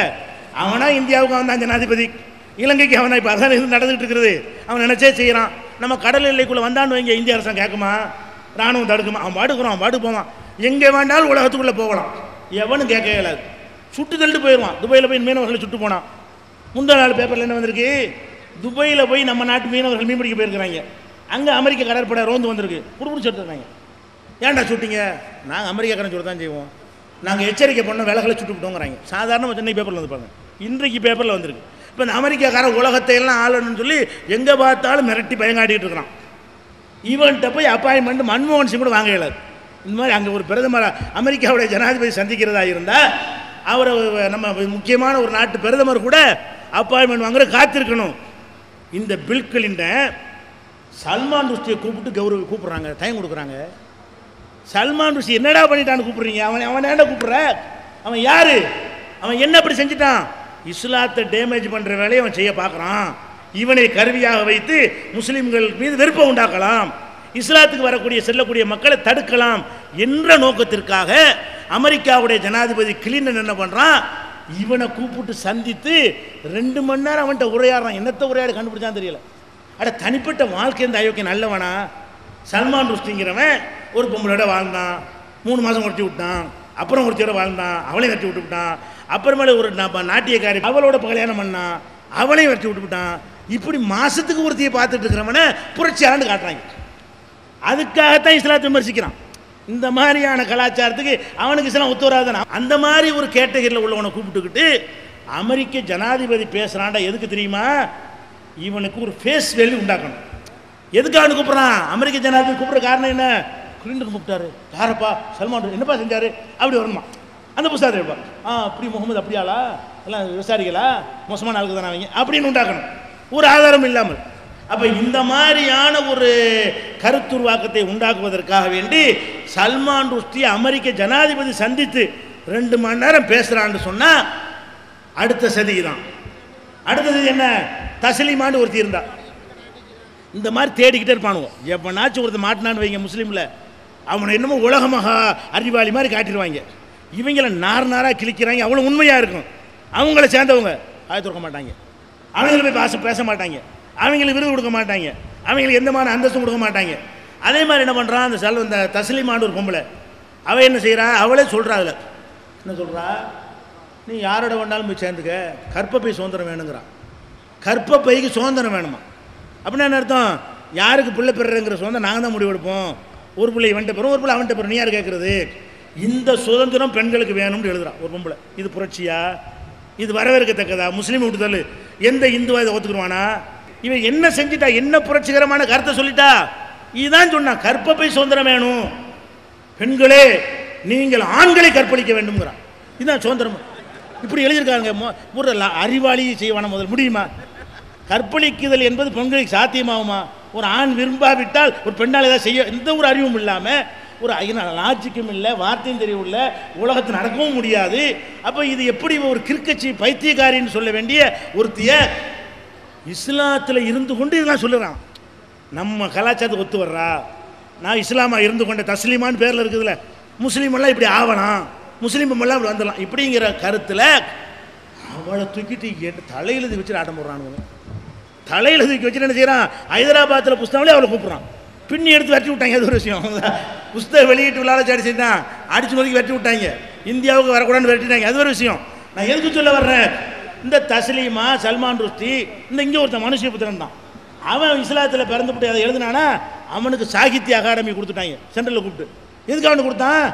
முஸ்லீமாக இருந்துக்கிட்டு இஸ்லாத், அதான் அளவுகள், முஸ்லீமாக இருந்துக்கிட்டு நீங்கள் எழுத்தாளர்னு சொல்லிட்டு இஸ்லாத்தை திட்டி தான் எழுதுனேன்னு வைங்க, அவங்களுக்கு கிடைக்கக்கூடிய பில்டப்பும் ஊருக்கும். ஒருத்தர் ரசூல் ஒருத்தர் தான், நான் ஒரு இல்லை, அவன் என்ன பெண் நபி ஏன் இல்லை, ஆம்பளைக்கு மட்டுமா நபி ஒன்று எழுதினானா. உடனே பயங்க, அழகான கேள்வி கேட்டு விட்டார், பெரிய தத்துவம் சொல்லிவிட்டார்னு இந்த அறிவுஜீவிங்கிறம மும்பூட்டு பயிலும் தூக்கி பாராட்டினாங்க. அவனுக்கு விழா, இலக்கிய விழா, அந்த விழாவில் அவனை கொண்டு வர்றதும், எப்படிப்பட்ட ஆள் தெரியுமா, உள்ளுக்குள்ளே இருந்து போராடுகிறார். என்னடா போராடிப்பட்டாங்க, பொம்பளை நபி ஏன் இல்லைன்னா வந்து கேளு, விளக்கம் சொல்கிறோம், ஏற்கனவே வாதம் பண்ணவா. இதில் இஸ்லாத்தில் கேள்வி கேட்டாராம். இஸ்லாமாக இருந்துட்டு கேள்வி இப்படி இஸ்லாமாக இருந்துட்டு கிறுக்குத்தனமாக ஏதாவது ஒன்று பேசியிருப்பான். அது ஒரு அறிவுபூர்வமாக இருக்காது, பெரிய லாஜிக்கும் இருக்காது, அது பெரிய சித்தாந்தமாகவும் இருக்காது. கேட்டுட்டான்ல அது போதும். பா எங்களை மாதிரி உன்னையும் தானே கேட்குறான், எதுக்காண்டி எங்களை நாராக கிழிக்கிறான்ல, 1000 பேர் கிழிச்சாலும் உங்களை 4 பேர் எடுத்துட்டோம்ல அப்படின்னு காட்டி இதன் மூலமாக டேமேஜ் பண்ணலாம் என்று இப்படிப்பட்டவனுக்கெல்லாம் நீங்கள் முக்கியத்துவம் நீங்கள் பார்க்கலாம். யார் முஸ்லீமாக இருந்து கொண்டு இஸ்லாத்தையும் முஸ்லீம்களுக்கு எதிராகவும் பேசுகிறான். நான் ஒன்று சொல்கிறேன் கேளுங்களேன், இப்போ நானே முஸ்லீம்களுக்கு இடஒதுக்கீடு கொடுக்கக்கூடாது நான் பேசுகிறேன்னு வைங்க, அதை எதிர்த்து நான் போராட போகிற அறிவிச்சுன்னு வைங்க, அம்புட்டு மீடியா வந்துட்டு வந்துடுவான். நான் என்ன செய்கிறேன், முஸ்லீம்கள் இடஒதுக்கீடு கேட்கிறார்கள், கொடுக்கக்கூடாது, இன்னொரு பாகிஸ்தானை உருவாக்க விட மாட்டோம் அப்படின்னு நான் பேசுவதாக பேட்டி கொடுக்க போகிறேன்ட்டு எல்லா பத்திரிக்கை டிவிக்கு அழைச்சேன்னு வைங்க, அவ்வளோ பேர் வருவான். முதல் செய்தி அதான், டிவியை திறந்தா என்ன செய்து வரேன், முஸ்லீம்களுக்கு இடஒதுக்கீடு பிரிவினை, முஸ்லீம் தலைவர் முழக்கம், ஆவேச முழக்கன்றுவான், வீர முழக்கன்றுவான். இந்த பாவிகளை தெரியுதா, பளிச்சம் தெரியுதா உங்களுக்கு, இடஒதுக்கீடு வேண்டு 15 லட்சம் பேரை கூட்டிகிட்டு பேசுகிறோம், ஆண்கள் பெண்கள்லாம் நின்று கேட்குறோம், அவ்வளோ கஷ்டப்பட்டு கேட்குறோம், ஒரு வரி செய்தி போட மாட்டேங்கிறாங்க. எவனா இஸ்லாத்தில் இருந்து கொண்டு இஸ்லாத்துக்கு எதிராக ஏதாவது சொல்லிவிட்டால் அதை பூதாகரமாக இந்த சதி நடக்குதா இல்லையா, நீ புரியணும். சதியை புரிஞ்சாதான் முறியடிக்கிற வழி தெரியும். இந்த சதியை விளங்காமல் இருக்கிறீங்க. இன்னும் பத்திரிக்கை எழுதலாம், உண்மை பத்திரிக்கையாளர்கள்லாம் கரெக்டாக தான் இருக்கும் அப்படிங்கிற மாதிரியான கருத்து நம்மளே ஆக்கிவிட்டாங்க. ஆட்டை கழுதியாக்கின கதை சொல்லுவாங்க இல்லையா, அதெல்லாம் மட்டும் சொல்ல, அதெல்லாம் பண்ண வருத்தப்படக்கூடாது, அதெல்லாம் மட்டும்தான் ஆட்டை கழுதியாக்கினான்னு சொல்லுவாங்க ஒரு பழமொழி. ஆட்டை கழுதியாக்குறேன்னு அர்த்தம், ஒரு விஷயத்தை திருப்பி திருப்பி சொன்னால் அது நிஜங்கிற மாதிரி நம்ப வச்சிடலாமா, அதுக்கு தான் அந்த ஆட்டை கழுதியாக்குற கதை. அந்த கதையில் ஒரு பாடம் இருக்கனால சொல்லி ஒரு சுவராசியத்துக்கு அதையும் சேர்த்து சொல்லிக்கிறேன். ஒருத்தனை நான் ஆடு வாங்கிட்டு வர்றான், எதுக்காக வேண்டி வீட்டில் வளர்க்குறதுக்கு அறுத்து திங்கிறதுக்கு வாங்கிட்டு வர்றான். அப்போ ஒரு 4 பேர் என்ன செய்கிறாங்க, பிளான் பண்ணி இந்த ஆட்டை நம்ம கைப்பற்றிக்கிறோன்னு, ஆடு வாங்கிட்டு வர்றான் கிராமத்தான், இவன்ட்டு இந்த ஆட்டை கைப்பற்றிக்கணும்னு பிளான் பண்ணி, கைப்பற்றினா பிடிங்கிட்டு போகக்கூடாது, அவனே விட்டுட்டு போகிற அளவுக்கு ஆக்கிப்படணும் அப்படின்னு பிளான் பண்ணிக்கிட்டு 4 இடத்துல நின்றுக்கிட்டாங்க. ஒருத்தங்க நிற்கிறான், ஆட்டோட வர்றானா, என்னடா கழுதையை ஓட்டிகிட்டு வர்ற, அவன் ஆட்டில் தான் வர்றான். முதல் என்ன செய்கிறான், ஏன்டா கழுதையை ஓட்டு வர்றாங்கிறான். அவன் என்ன நினைக்கிறான், கிறுக்கு பையன் ஆடு வாங்கிட்டு வர்றான், இதை போய் கழுதைங்கிறான். அவனுக்கு கிறுக்கு நினச்சி நடந்து போகிறான். கொஞ்சம் தூரமான இன்னொருத்த நின்றுட்டு, என்னடா நல்லதாண்டா இருந்து கழுதை ஓட்டிட்டு வர்ற, அவனும் கழுதன்னா இவனும் கழுதைங்கிறான். ஒரு இருக்குமோ இருக்காது, அவனு கொஞ்சம் போகிறான் இருக்கா. மூணாவது போனால் அங்கே ஒருத்தன் என்னடா கழுதை ஓட்டுறான். 75 ஆகிடுச்சு. இப்போ 75 கழுதுன்னு முடிவு பண்ணிட்டான். முதல்ல புது ஆடு தான் நினச்சவன், மூணாவது ஆள் சொன்னான் பாருங்களேன். அப்போ என்ன செஞ்சான், அவனும் கழுதாங்கிறான் இவனும் கழுதையா தெரியும். இவன் நம்ம ஒரு ஆளுக்கு மட்டும் குதிரையா ஆடா தெரிஞ்சால் நம்மகிட்ட மிஸ்டேக் இருக்குது, சரி போய் பார்ப்போம், வீட்டில் போய் பார்ப்போம்னா நாலாவது ஆள் நினைஞ்சான், என்னடா கழுதை ஓட்டிட்டு போகிற, வீட்டு ஓடி போயிட்டான். நம்ம கழுதை ஓடி ஆடுன்னு போனா ஊரில் நம்மளுக்கு இருக்க நினைக்கிறாங்க. இதுதான் ஆட்டை கழுதையாக்குறது. ஆட்டை கழுதையா ஆக்க முடியும். திருப்பி திருப்பி ஆட்டை கழுதைன்னு சொல்லி கழுதை நம்ப வச்சுட்டாங்களே இல்லையா, அப்படி ஆக்கிவிட்டானு அம்புட்டு மக்களையும். இவன் சொல்கிறதான் சரிங்கிற மாதிரி நம்ம ஆடு நம்மளை கழுதை மாதிரி காட்டிவிட்டாங்க. திருப்பி திருப்பி கழுதைன்னு சொல்லி நம்ம மனிதரையும் மனிதாபிமானம் மிக்க ஒரு சமுதாயம் நம்மளை வந்து தீவிரவாதி பயங்கரவாதி குண்டு வைக்கணும் அருவா எடுக்கணுங்கிற மாதிரி சொல்லி அதில் அவர்கள் ஜெயிப்பதற்காக இந்த வழி எடுக்கிறாங்க இல்லையா. அந்த மாதிரியான வேலைகளை இந்த ஊடகங்கள் செய்கிறார்கள். அதில் உள்ள சரிதான் இது. எது முஸ்லீமில் உள்ளவனை தேடி பிடித்து இஸ்லாத்துக்கு எதிராக எவனாவது முஸ்லீம் சொல்லுவானா, அவனை யூஸ் பண்ணிக்கிறோமா, இது ரெண்டாவதாக அவர்கள் விரிக்கக்கூடிய ஒரு சதிவலை. இதுலேயும் நம்ம என்ன செய்யணும், கவனமாக இருந்து அதை புரிந்து கொள்ள வேண்டும். அடுத்தது என்னென்னு கேட்டால், ஏதாச்சும் ஒரு ஊரில் ஒரு நாட்டில் இஸ்லாமிய நாட்டில் மக்களை வந்து கோபப்படுத்துகிற மாதிரி மக்களுடைய உணர்ச்சியை தூண்டுற மாதிரி ஒரு சம்பவம் ஒரு தண்டனை ஒரு பிரச்சனை நடந்துடும். ஆனால் கரெக்டாக தான் இருக்கும். ஆனால் இதை வச்சு நம்ம என்ன செய்யலாம், மக்களை தூண்டலாம் அப்படிங்கிற மாதிரி இவங்க எதிர்பார்த்துட்டு இருப்பானுங்க. உதாரணத்துக்கு சொல்வதாக இருந்தால் இந்த ரிசானா மேட்ரு பார்த்தீங்களா, ரிசானான்னு ஒரு பொம்பளை இலங்கையில் வேலைக்கு போகுது. வேலைக்கு போய் அந்த குழந்தைய கழுத்தை நடித்து கொலை பண்ணிடுது. அதுக்கு வேண்டிய விசாரணை நடத்தி அதுக்கு தூக்கு தண்டனை கொடுத்துட்டாங்க. அது அந்த நாட்டில் சட்டம், இஸ்லாமிய சட்டம், கொலை செஞ்சால் மரண தண்டனை தான் என்று சட்டம் இருக்குது. யார் செஞ்சாலும் செய்வார்கள். அது இலங்கை பெண் என்பதற்காக கொடுக்கப்பட்டது இல்லை. சவுதி பெண்ணை செய்யும் பொழுது அதுதான் செய்வார்கள். சவுதி மன்னர் குடும்பத்தை சேர்ந்தவன் செய்யும் பொழுது துப்பாக்கியால் சுட்டு கொலை பண்ணால் செஞ்சார்கள். அந்த நாட்டு சட்டம் என்ன, கொலைக்கு கொலை. குர்ஆனில் அப்படி தான் இருக்குது. அந்நப்ஸ் பின் நப்ஸ், உயிருக்கு உயிர், வலக்கும் ஃபில் கிஸாஸ் ஹயாத், உயிருக்கு உயிர் என்கிற இந்த சட்டத்தில் உங்கள் உயிருக்கு உத்தரவாதம் இருக்குது, நல்லா சொல்லி காட்டுகிறான்.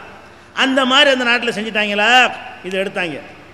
இதை வச்சுக்கிட்டு முஸ்லீம் நாட்டை பிற்போக்குண்டாக்கி முஸ்லீம்களை பிற்போக்குண்டாக்கி காட்டு மிராண்டி ஆக்கிடுவோம் அப்படின்னு சொல்லி என்ன பண்ணாங்க, சிறுமியா ரிசானாங்கிறவ சிறுமிக்கு மரண தண்டனையா, சவுதி அரசாங்கம் அநியாயம் செய்து விட்டது. அதில் ஒரு பொம்பளைக்கு தண்டனை கொடுக்க முடியாது, அப்படி தெரியும் எல்லாருக்கும், அப்படி தெரியக்கூடாது. அது என்ன பொம்பளை ஆம்பளை திருடுனா, பொம்பளை திருடினா திருடி தான், ஆம்பளை திருடினா திருடன் தானங்க. இஸ்லாம் அப்படி பார்க்கவே இல்லைங்க. சமம் வாங்க. எதில் சமம்னு கேட்டால் அந்த உரிமை அந்தஸ்து மட்டும் சமம் வாங்க, குற்றத்தில் சமம் கிடையாது. இவங்க பார்வை என்னது, குற்றத்தில் பொம்பளை குற்றஞ்சா தப்பு கிடையாது. இஸ்லாம் என்ன சொல்லுது, அசாரிக்கும் சாரிக்கத்து, திருடக்கூடிய ஆணா இருந்தாலும் பெண்ணா வெட்டு கைய, பொம்பளை கையை வெட்டினா பாக்கியெல்லாம் பொம்பளை வெட்டலாம். அட பொம்பளையை வெட்டலாம், திருடிய வெட்டினா, திருட்டுங்கிற செயலுக்கு வெட்டினா, பொம்பளைண்டா வெட்டினா. அப்போ திருடுங்கிற செயலுக்கு கையை வெட்டினால் உடனே பெண்ணை வெட்டினா பொம்பளை வெட்டலாமா? பொம்பளை வெட்டி ஆம்பளை வெட்ட முட்டானா? ஆம்பளை தாண்டா வெட்டுறான். விபச்சாரம் செய்கிற ஆண் விபச்சாரம் செய்கிற பெண், கொலை செய்கிற ஆண் கொலை செய்கிற பெண், அதுக்கு மரண தண்டனை அப்படின்னு சொன்னால் ஆம்பளை கொலை செஞ்சாலும் மரண தண்டனை கொடுக்க தான் செய்வான், பொம்பளை கொலை செஞ்சாலும் கொடுப்பான். அப்போ இது ரிசானாவுக்கு மரண தண்டனை கொடுத்தது வந்து கொலைக்காக கொடுக்கப்பட்ட ஒரு தண்டனை. இது என்னஞ்சாங்க, 3 மாதத்துக்கு முன்னாடி எல்லா ஊடகம் எப்படி எழுதுனா, காட்டு மிராண்டி சட்டம், அயோக்கியத்தனமான சட்டம், ஒரு சிறுமியை மரண தண்டனைக்கு உட்படுத்துவதா, சிறுமிக்கு வந்து பிரசவம் பார்த்த மாதிரி, அவன் அம்மாவுக்கு பிரசவம் பார்த்த மாதிரி சிறுமிங்கிறான். அப்போ சிறுமியே கிடையாது. பாஸ்போர்ட்டில் எத்தனை வயசு இருக்குது, பாஸ்போர்ட்டில் 25 வயசுன்னு இருக்குது. அதுக்கு பிறகு 5 வருஷங்கள் சம்பவம் நடக்கும், அப்போ 30 வயசு ஆகிப்போச்சு. அப்போ 25 வயசு பாஸ்போர்ட்டில் இருக்குது, இங்கே உட்காந்து சிறுமிங்கிறான். எதுக்கு இந்த பிள்ளைய அது காட்டணுமா? எதுக்கு இப்படியான பிள்ளைய மரண தண்டனை கொடுத்துட்டாங்க? 25 வயசு பொம்பளை முதலாளி மேலே ஒரு கோபத்தில் குழந்தைய கழுத்தை வச்சு கொலை பண்ணுது. குழந்தைய கொன்றாலும் கொலை தான். அதுக்காக தானே அந்த குழந்தையுடைய உயிரையும் பார்க்கணுமா இல்லையா? இவளுடைய உயிருக்கு கவலைப்படுறீங்கன்னா அந்த குழந்தைக்கு எப்படி கவலைப்படுறது? அந்த குழந்தையை பற்றி தாயிட்ட போய் கேளு என்ன செய்யணும்னு. அப்போ இந்த மாதிரி ஒரு சம்பவங்கள் கரெக்டாகவே நடக்கும்.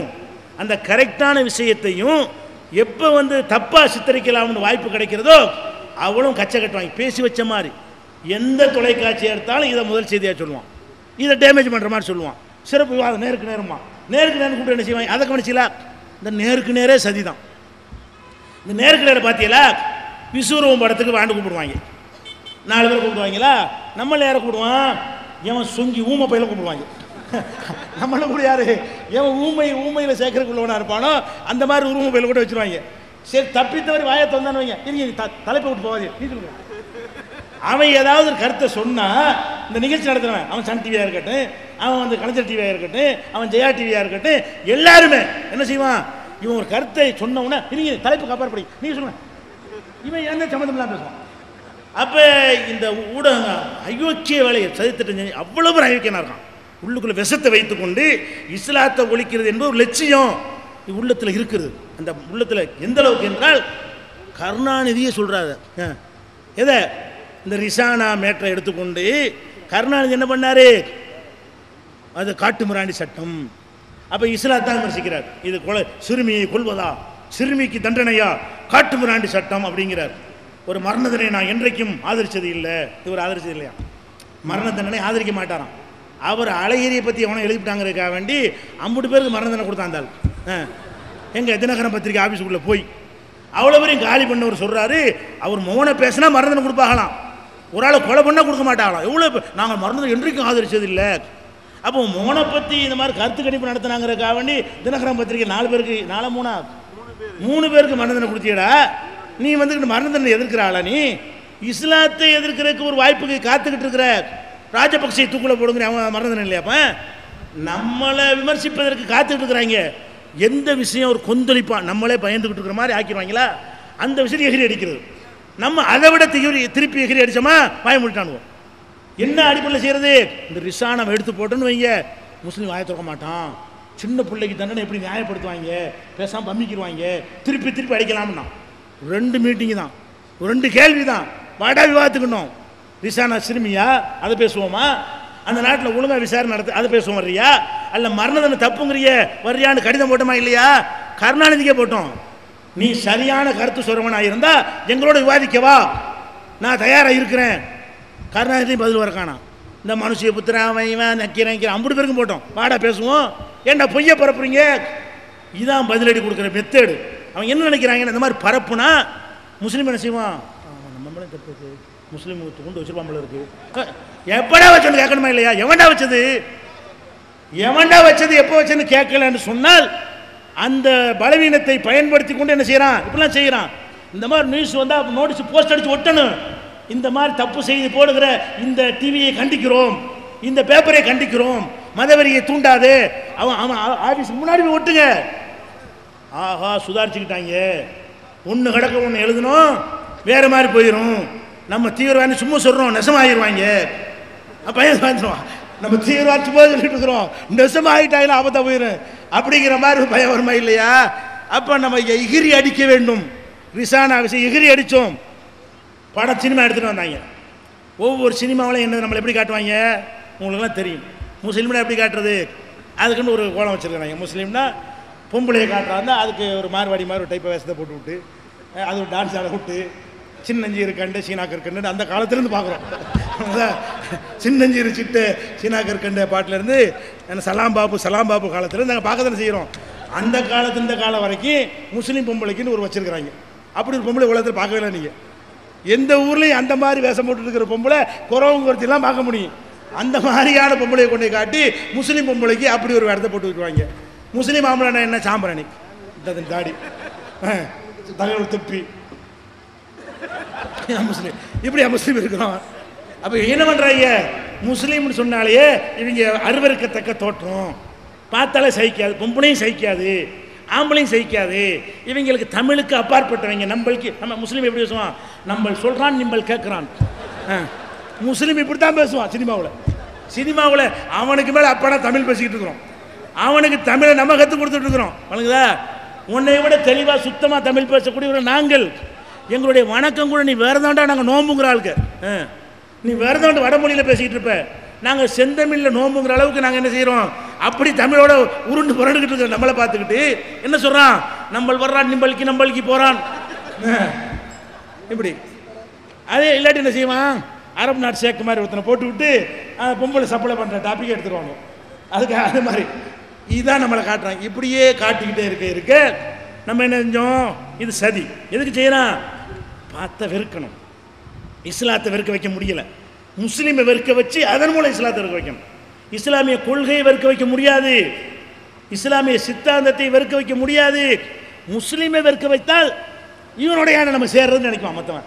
அப்போ இஸ்லாம் வளராது, வளர நம்ம தக்க வச்சு கொள்ளலாம், நம்மளை இந்த ஒரு நோக்கத்தில் முஸ்லீமை பார்த்தான்னு வைங்களேன், நம்மளை எல்லாரும் வெறுக்கிற காரணம் இதாங்க. இந்த சினிமாக்கள் தாங்க நம்மளை காட்டின அந்த தோற்றத்தை வைத்து நம்ம வீடு தர மாட்டான், வாசல் தர மாட்டான் நினைக்கிறவங்கலாம் காரணம் என்ன, நம்மளை இப்படி காட்டி காட்டி காட்டி காட்டி எல்லா இந்துக்களுடைய உள்ளங்கள்லையும் எல்லா கிறிஸ்தவருடைய உள்ளங்கள்லையும் இவங்கெல்லாம் பொதுமக்கள், இவங்கெல்லாம் எந்த ஒரு ஆச்சரியம் அற்றவர்கள் பொதுமக்கள். நான் தலைவன் அந்த மாதிரி விஷயமையாக இருக்கிறான். இந்த மக்கள் மத்தியெல்லாம் கசப்பை விதைச்சிருக்கிறானே, இதை பார்த்துக்கிட்டே இருந்தோம். எவ்வளோ நாளைக்கு பார்த்துட்டு இருக்கிறது, கடைசியாக நினைஞ்சோம் இதுக்கு வேறு வழி தான் சரி, பட்டம் ஓட்டாதுன்னு நிறைய விஷயமா இல்லை. எப்படி முறியடித்தோம், விஸ்வரூபம்னு எடுத்தாங்க. இனிமேல் இந்த பாஷை சரி வராது, படம் தமிழகத்தில் எங்கும் ஓடாதுன்னு சொன்னமா இல்லையா, ஓட விடமாட்டோன்னு சொன்னமா இல்லையா. இனிமேல் எழுதுவான்னு நினைக்கிறீங்களா, 10 வருஷத்துக்கு வேலை செய்யும். இந்த கொடுத்த மருந்து 10 வருஷத்துக்கு வேலை செய்யும். அப்போ இவர்கள் என்னத்தையா சொல்வார்கள், போய் வாயை மூடிக்கொண்டு நம்ம இருந்தோன்னு வைங்க. இப்படியே என்ன எவ்வளோ பெரிய பாரதமாக என் அண்ணன் தம்பியை வாழ்ந்தா உங்களுக்கு என்னடா கடுப்படி, என்ன கஷ்டம் உங்களுக்கு, நாங்கள் சகோதரர்களாக பழகுள்ளவங்களுக்கு என்ன பிரச்சனை, நாட்டில் சட்டம் ஒழுங்கு இல்லாமல் நாங்கள் சகோதரர்களாக பழனா ஏன்டா கெடுக்க பார்க்குறீங்க. இவன் படத்தின் மூலமாக தான் நம்மகிட்டையும் பண்ணுறான். விஜயகாந்த் ஒருத்தன் வர்றான், அர்ஜுன் ஒருத்தன் வர்றான், இன்னொருத்தன் யாருங்க விஜய், அவன் ஒருத்தன் வர்றான், இவன் ஒருத்தன் கமலஹாசன். இந்த 4 நாய்களுடைய வேலை என்னன்னு கேட்டால், ஏதோ தீவிரவாதி ஒழிக்க போகிறோம், பயங்கரவாதி ஒழிக்க போகிறோம். யாரா பயங்கரவாதி, அப்துல் கார், மூசா, இப்ராஹிம், ஏன் அந்த சாமி ராமசாமி இருக்க மாட்டானே, ஒரே அப்துல் கார்லாம் ஒழிக்க போகிறாங்க இவர் போய். இந்த மாதிரி படத்தில் காட்டி காட்டி காட்டி தீவிரவாதத்தை ஒழிக்க போகிறோன்னு சொல்லி இப்படியே ஒரு சித்தரித்து வச்சுட்டானுவோம். அப்போ இதுக்கெல்லாம் என்ன, இந்த மாதிரி தொடர்ச்சியாக நமக்கு எதிராக சதித்திட்டம் பண்ணுவார்களே, ஆனால் இதை எவ்வளோ நாளைக்கு பொறுத்து கொண்டிருப்பது. இந்த சதியினால் என்ன பாதிப்பு நமக்கு ஏற்படுது, மார்க்கத்தினுடைய வளர்ச்சி பாதிக்கப்படுகிறது, அடுத்த மக்கள் நம்மளை வெறுக்கிறார்கள். ஒரு கலவர நேரம் வரும் பொழுது இதெல்லாம் வச்சுக்கிட்டு திருப்பி அடிப்பான். காட்டாமல் இருக்கிறவங்க கூட ஒரு சந்தர்ப்பம் வரும்போது குற்றவன் பயம் வேண்டாம், உள்ளத்தில் ஏற்றி வச்சிருக்கான்ல, பல வருடங்களாக ஏற்றி அந்த விஷம்தான் குஜராத்தில் எதிர்த்தது சாதாரணமாக நினச்சிட்டு இருக்கிறோம். அப்போ இந்த சதிகாரர்களை ஒழிக்கிறது முதல் வேலையாக இருக்கணும். இந்த கலவர பிரச்சனையை அவன் முதல் எதிரி கிடையாது. எங்களையும் எங்கள் சமுதாயத்தை எங்கள் மார்க்கத்தையும் கேவலப்படுத்துகிற மாதிரி செய்திகளை வெளியிட்டு அதை போய் பம்மி பயங்கிட்டு போய் திரண்டு போக வேண்டும். எவனாவது இஸ்லாத்துக்கு எதிராக சொன்னானே ஆனால் உன்னை முற்றுகையிடுவோம். அந்த மாதிரி அழைப்பு கொடுக்கப்பட்டால் அனைவரும் திரண்டு சென்று ஒரு கடும் எச்சரிக்கை கொடுத்தால்தான் முஸ்லீம் தீவிரவாதிங்கிறது, எங்கள் மேலே பழி சுமத்துறது, பொய்களை பரப்புறது, சினிமாக்களில் தப்பா சித்தரிக்க ஒழியும். அந்த மாதிரி எதிரடி கொடுக்கப்பட்ட பிறகுதான், இப்போதான் இவ்வளோ காலத்துக்கு பிறகு இப்போ தான் ஒரு தடவை கொடுத்துருக்குறோம். ஒவ்வொருத்தரும் எத்தனையோ படங்கள் வந்து தடுத்து நிறுத்திருக்கிறாங்க. ஓட்ட முடியலை. நம்ம சமுதாயம் வேறு வேறு சமுதாயம், எங்கள் ஜாதியை பேசுவியா, எங்கள் மதத்தை பேசுவியான்றெல்லாம் தியேட்டர்லாம் முடிச்சு நொறுக்கினார்கள். நம்ம அப்படிலாம் செய்யலை. அதை லைசன்ஸ் மாதிரி எடுத்துக்கொண்டு, நம்மை கோழைத்தனமாக எடுத்துக்கொண்டு, எவ்வளோ கசப்பை வேண்டாலும் விதைக்கலாம் என்று எடுத்துக்கொண்டு இப்படியான வேலையை செய்தார்கள். இதை முறியடிப்பதற்கு உள்ள பதிலடி என்ன? தப்பாக சொன்னால் எதிர்த்து நிற்கணும். என்னடா அது காட்டு மிராண்டி சட்டம், வா பேசுவோம், எதாவது வர்றியா, நோட்டீஸ் அடி விடுங்க. எது காட்டு மிராண்டித்தனம்? விவாதிக்க தயாரா? கருணாநிதியை தயாரா? போடுங்க போஸ்டரை. எவன் சொல்றாலும் பேரை போடுங்க. பகிரங்க விவாதத்துக்கு வர்றியா? பெண்கள் அடிமைத்தனம். ஒருத்தன் தப்பி தவறி இந்த மதுரை, எத்தனை பேர் சொல்கிறாங்க மதுரை ஆதீனம், அவர் பொதுவாகவே நம்மளுக்கு பெரிய ஆதரவாளெலாம் கிடையாது. அவரை எதிர்த்து நம்மளாம் என்ன சொன்னோம், போராட்டம்லாம் கூட பண்ணியிருக்கிறோம். அவர் போய் இந்துத்துவா கூட்டத்தெல்லாம் கலந்து கொண்டு வரதான். அவர் இணைஞ்சிட்டார். இந்த டெல்லி மாணவி கற்பழிப்பு வழக்கு பிரச்சனை வந்தவுடனே அவர் வாயை திறந்து ஒரு கருத்தை சொன்னார். என்ன சொன்னார்? முடும் காரணம் வந்து பொம்பளை போகிற ட்ரெஸ் தான். யார் சொன்னார்? மதுரை முஸ்லீம் அவர் இல்லை. அவர் மதுரை என்ன சொல்கிறாரு, பெண்கள் அணியக்கூடிய ட்ரெஸ்ஸு தான், ஆடை தான் ஆம்பளையை தூண்டுகிறது, அதை முதல்ல நீங்கள் தடுங்க. சும்மா அப்படி சொல்லல, அவர் முஸ்லீம் பெண்கள்ங்கிற. முஸ்லீம் பெண்கள் எப்படி கணவனை தவிர மற்றவர்களுக்கு தங்களுடைய அலங்காரத்தையும் உள்ளுறுப்புகளை மறைத்தவர்களாக இருக்கிறார்களோ அந்த மாதிரி இருந்தால் மட்டும்தான் பெண்களுக்கு பாதுகாப்பு. யார் சொன்னா? மதுராதின்னு சொன்னார். அவன் கருத்து சொன்னான், கருத்து சுதந்திரமா நீங்கள் பேசுவாங்க, கருத்து சுதந்திரம். சரி, மதுராதின்னு சொன்னார்ல, அவர் கருத்தான பேசாமல் இருக்க வேண்டியானே. பிடிச்சிட்டு அம்புட்டு பெரும் போய் மதுராதின முற்றுகை, மதுரை ஆதீனத்தை முற்றுகை எடுத்து எப்படின்னு சொல்லலாம்? அட உனக்கு எதுக்கு உனக்கு கேட்குற உரிமை இருக்கா, அவனுக்கு சொல்கிற உரிமை இருக்கா இல்லையா? அல்லது பெண்கள் இந்த மாதிரி ஆடை அணிகிறது சரின்னு நினைத்தாயானால் விவாதத்துக்கு வா, நம்ம கூப்பிடுவோம் இல்லையா? அப்போ சரிங்கிறியா, வா பேசுவோம். மதுரை ஆதீனம் சொன்னது சரி, நான் நிரூபிக்கிறேன். நீ சொல்கிறது தவறு. யாரே? மாதர் சங்கம். மாதர் சங்கம் போய் போராட்டம், அந்த பகுத்தறிவாளர்கள் போராட்டம், உள்ள பகுத்தறிவாளர்களாம். அவன் சொல்ல அழகாக சொல்கிறான், அறிவுபூர்வமாக சொல்கிறான், சிந்திச்சு சொல்கிறான், ஒழுங்கான கருத்தை சொல்கிறான், யதார்த்தமாக இருக்கிற கருத்தை சொல்கிறான். கேள்வி கேட்குறோங்கிற பேரில் அப்போ ஏன் சிறுமியை கற்பழிக்கிறார்கள்? கேள்விதான். அலங்காரம் தான் காரணம் என்று சொன்னால் கிழவியை கற்பழிக்கிற காரணம் என்ன? சிறுமியை கற்பழிக்க காரணம் என்ன? ஒரு அறிவாளி இப்படியே கேட்பான். பெரும்பாலும் நடக்கிற ஒரு காரணத்தை சொன்னோம்னு சொன்னால், புகைப்பிடித்தால் கேன்சர் வரும்னு சொன்னால், இவன் புகைப்பிடிக்கலை, இவனுக்கு ஏன் வந்தது அப்படியே கேட்குறது. அட புகைப்பிடிச்சா ஜாஸ்தியாக வரும், புகைப்பிடிக்காதுன்னு கம்மியாக, அதான அர்த்தம். சிறுமியை கற்பழிக்கிற மிருகம் இருப்பான், அவன் கிளவியை கற்பழிக்கிறவனும் இருப்பான், அழகுக்காக செய்ய மாட்டான், போதையில் வந்திருப்பான், நீ மது கடையை தொடர்ந்து வச்சிருக்கிற. அப்படியானது இல்லாமையெல்லாம் போயிடாது, அப்படிப்பட்டலாம் இருப்பான். அப்போ இந்த மாதிரி நம்ம சொல்லுவோம், என்ன செய்கிறாங்க? குடிக்காதப்பா, குடிச்சா போதையில் உருளுவீங்க.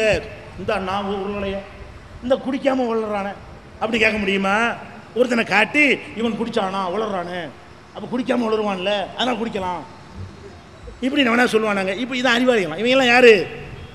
மாதர் சங்கமா, அந்த சங்கமா, பகுத்தறிவாதிகளாம், பெண்ணுரிமைவாதிகளாம் அறிவுபூர்வமாக கேட்குற கேள்வி நினைத்து கொண்டு ஆடை காரணம் இல்லை, ஆடை காரணம் என்றால் சிறுமியை ஏன் கற்பழித்தார்கள், சிறுமிட்ட என்ன பார்ப்பதற்கு என்ன இருக்கிறது, கிளவிட்ட எப்படின்லாம் கேட்டு இது மீடியாக்கள் பெருசாக காட்டுறாங்க. ஏன் காட்டுறான்? இதுக்கு எதிராக மறுப்பு சொல்கிறோம் நம்ம, அது காட்டுறானா? அப்போ இப்படியாக இஸ்லாத்துக்கு எதிராக ஒரு பெண்களை பற்றி கொடுமைப்படுத்துகிற மார்க்கம் அப்படின்னு சொல்லி காட்டுவது. அல்லது முஸ்லீம் இன்னொன்று ஒரு பேப்பரில் பார்த்தேன், எவனோ ஒருத்தன் நாகூரில் ஒருத்தன் ஏதோ ஒரு பொம்பளை ஏமாற்றி விட்டாம்பல, நிறைய பொம்பளையை ஏமாற்றி விட்டாம்பல இருக்குது. முஸ்லீம்ங்கிற ஒருத்தன் என்ன செஞ்சிட்டான், கலீல்னு ஒருத்தன் பொம்பளைகள்கிட்ட தப்பாக நடந்துட்டான். நடக்க மாட்டான்னு சொல்லலை, அங்கே இருக்கமா இங்கே 4 பேர் இருப்பான், கம்மியாக இருப்பானா, அங்கே 100 இருந்தால் 2 பேர் இல்லாமல் இருக்க மாட்டான். அந்த கலீலுங்கிற மைனர் வேலையை பார்த்தான்னு சொல்லி அதை ஒரு பேப்பர் எழுதுனா முஸ்லீம் மைனர் லீலைகள்னு போடுறான். அதுக்கே முஸ்லீமை சேர்க்குற. அப்போ இதுவரைக்கும் எழுதுனா இந்து மைனர் போட்டியா? அடே இத்தனை பிரகாஷ்ராஜில் இருந்து, ஆட்டோ சங்கரில் இருந்து, எத்தனை லீலைகளை பிரேமானந்தாவில் இருந்து எத்தனை பேர் லீலைகளை மாட்டினாங்க. அம்புட்டு பேரை பற்றி எழுதும்போது இந்து மைனர் லீலைகள் எழுதினானா, கிறிஸ்துவ மைனர் லீலைகள் எழுதினானா? முஸ்லீம்னா அவனே இஸ்லாத்தை கொண்டு சேர்க்குறீங்க. ஒருத்தனுடைய லீலை கலீல் என்பவனுடைய லீலை தொலைச்சிட்டு போ.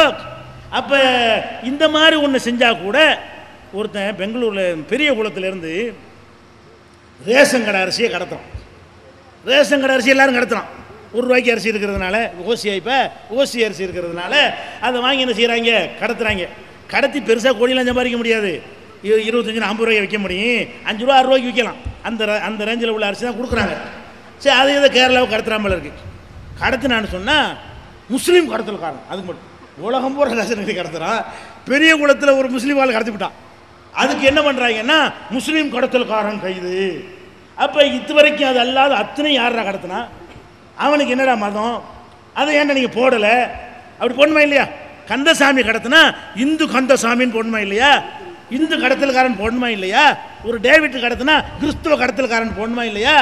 ஒரு சாதாரண ஒரு கடத்தல் வேலையை செஞ்சால் கூட அதில் இஸ்லாம் கலரையே யோசிச்சு பாருங்க.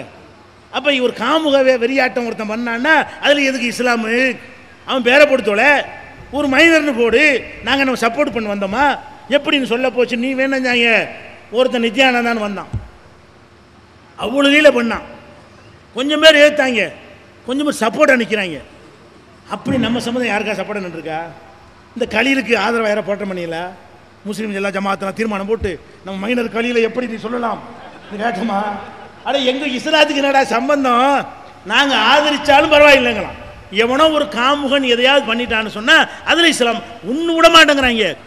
எதை எடுத்தாலும் இஸ்லாம் இஸ்லாம்னு சேர்த்து சேர்த்து சேர்த்து எழுதுறேன்னா உனக்கு இதை சொல்லிக் கொடுத்தவன் யார்?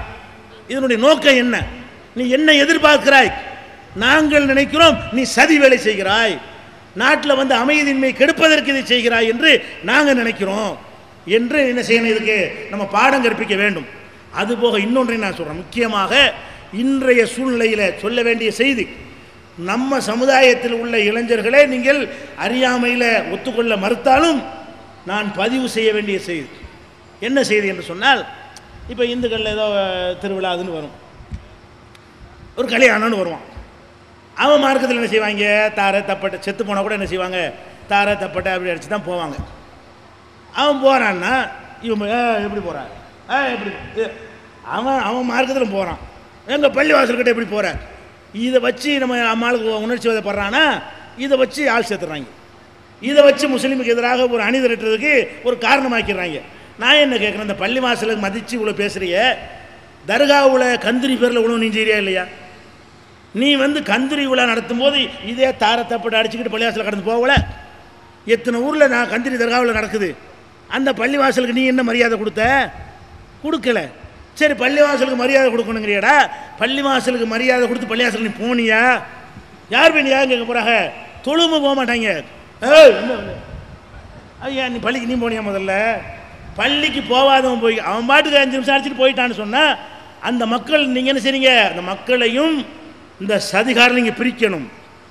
நம்முடைய செயல்களால் சேர்த்து விடக்கூடாது, சதிகாரர்களுக்கு பலம் சேர்த்துடக்கூடாது. அவன் ரோட்டில் அடிச்சுட்டு போகிறானுங்கிறேன், இது எதுக்கு நம்ம பஞ்சாயத்து ஆக்கணும், இது ஒரு இஷ்யூவாக இதுக்கு ஆக்கணும், வீரத்தை காட்டுறாங்க, அதை வளர பார்க்குறார்கள். நம்ம சமுதாயத்தில் உள்ள சில பேர் வந்து இதை ஒரு பிரச்சனையாக முதல்ல சட்டப்படி சரியாக வருமா, ஏதாவது பிரச்சனை ஏற்பட்டு விட்டது என்றால் இங்கிட்டு 10 பேர் அங்கிட்டு 10 பிடிப்பானே இல்லையா, எதுக்கு போய் இதெல்லாம் பண்ணுறீங்க?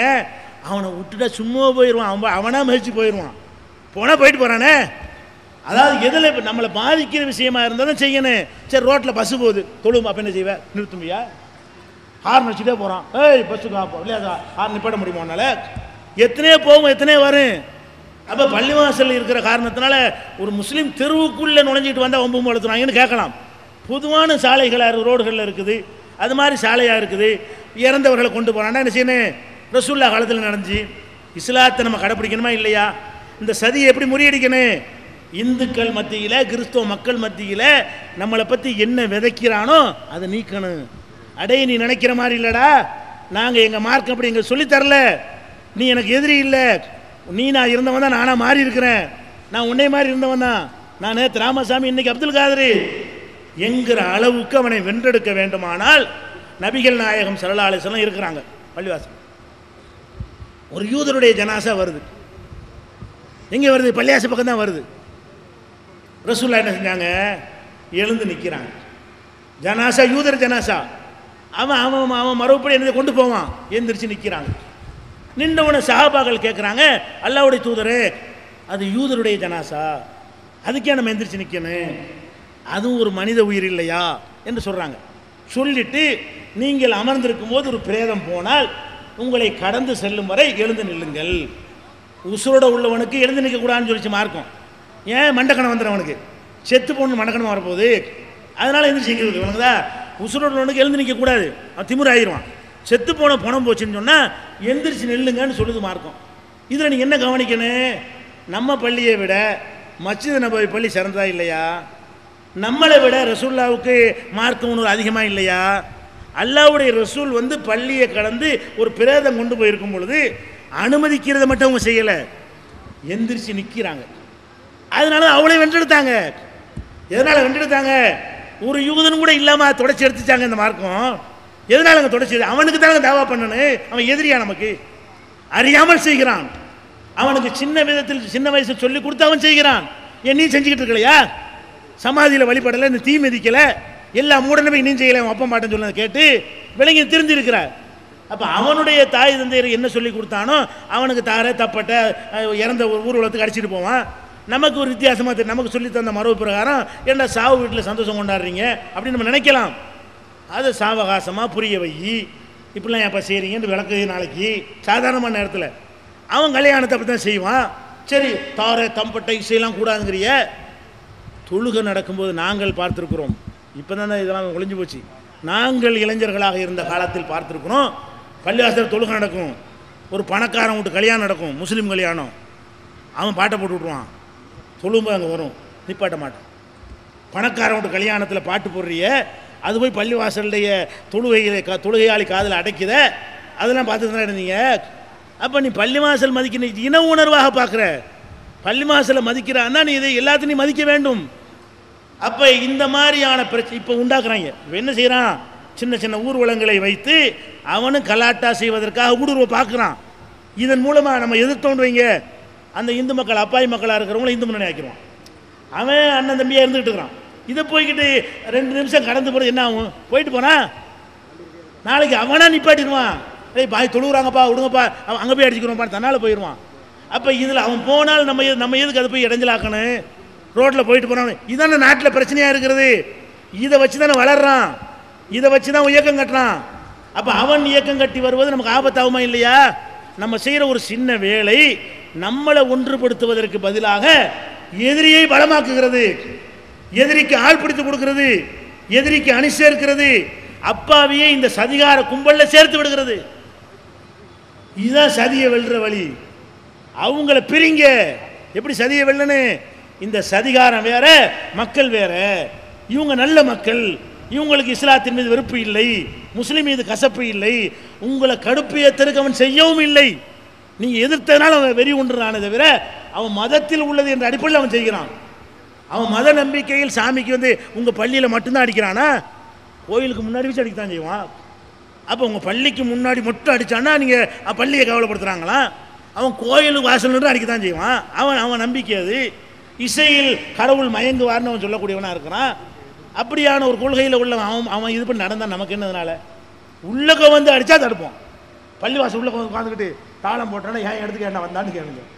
அப்போ அந்த மாதிரியா ஒரு எல்லையை வகுத்து புரிந்து கொள்ளாமல் நம்முடைய இளைஞர்கள் உணர்ச்சி வசப்பட்டு இந்த சதிகாரர்களை அதிகப்படுத்தக்கூடாது, சதிகாரர்களுக்கு பலம் சேர்த்து விடக்கூடாது.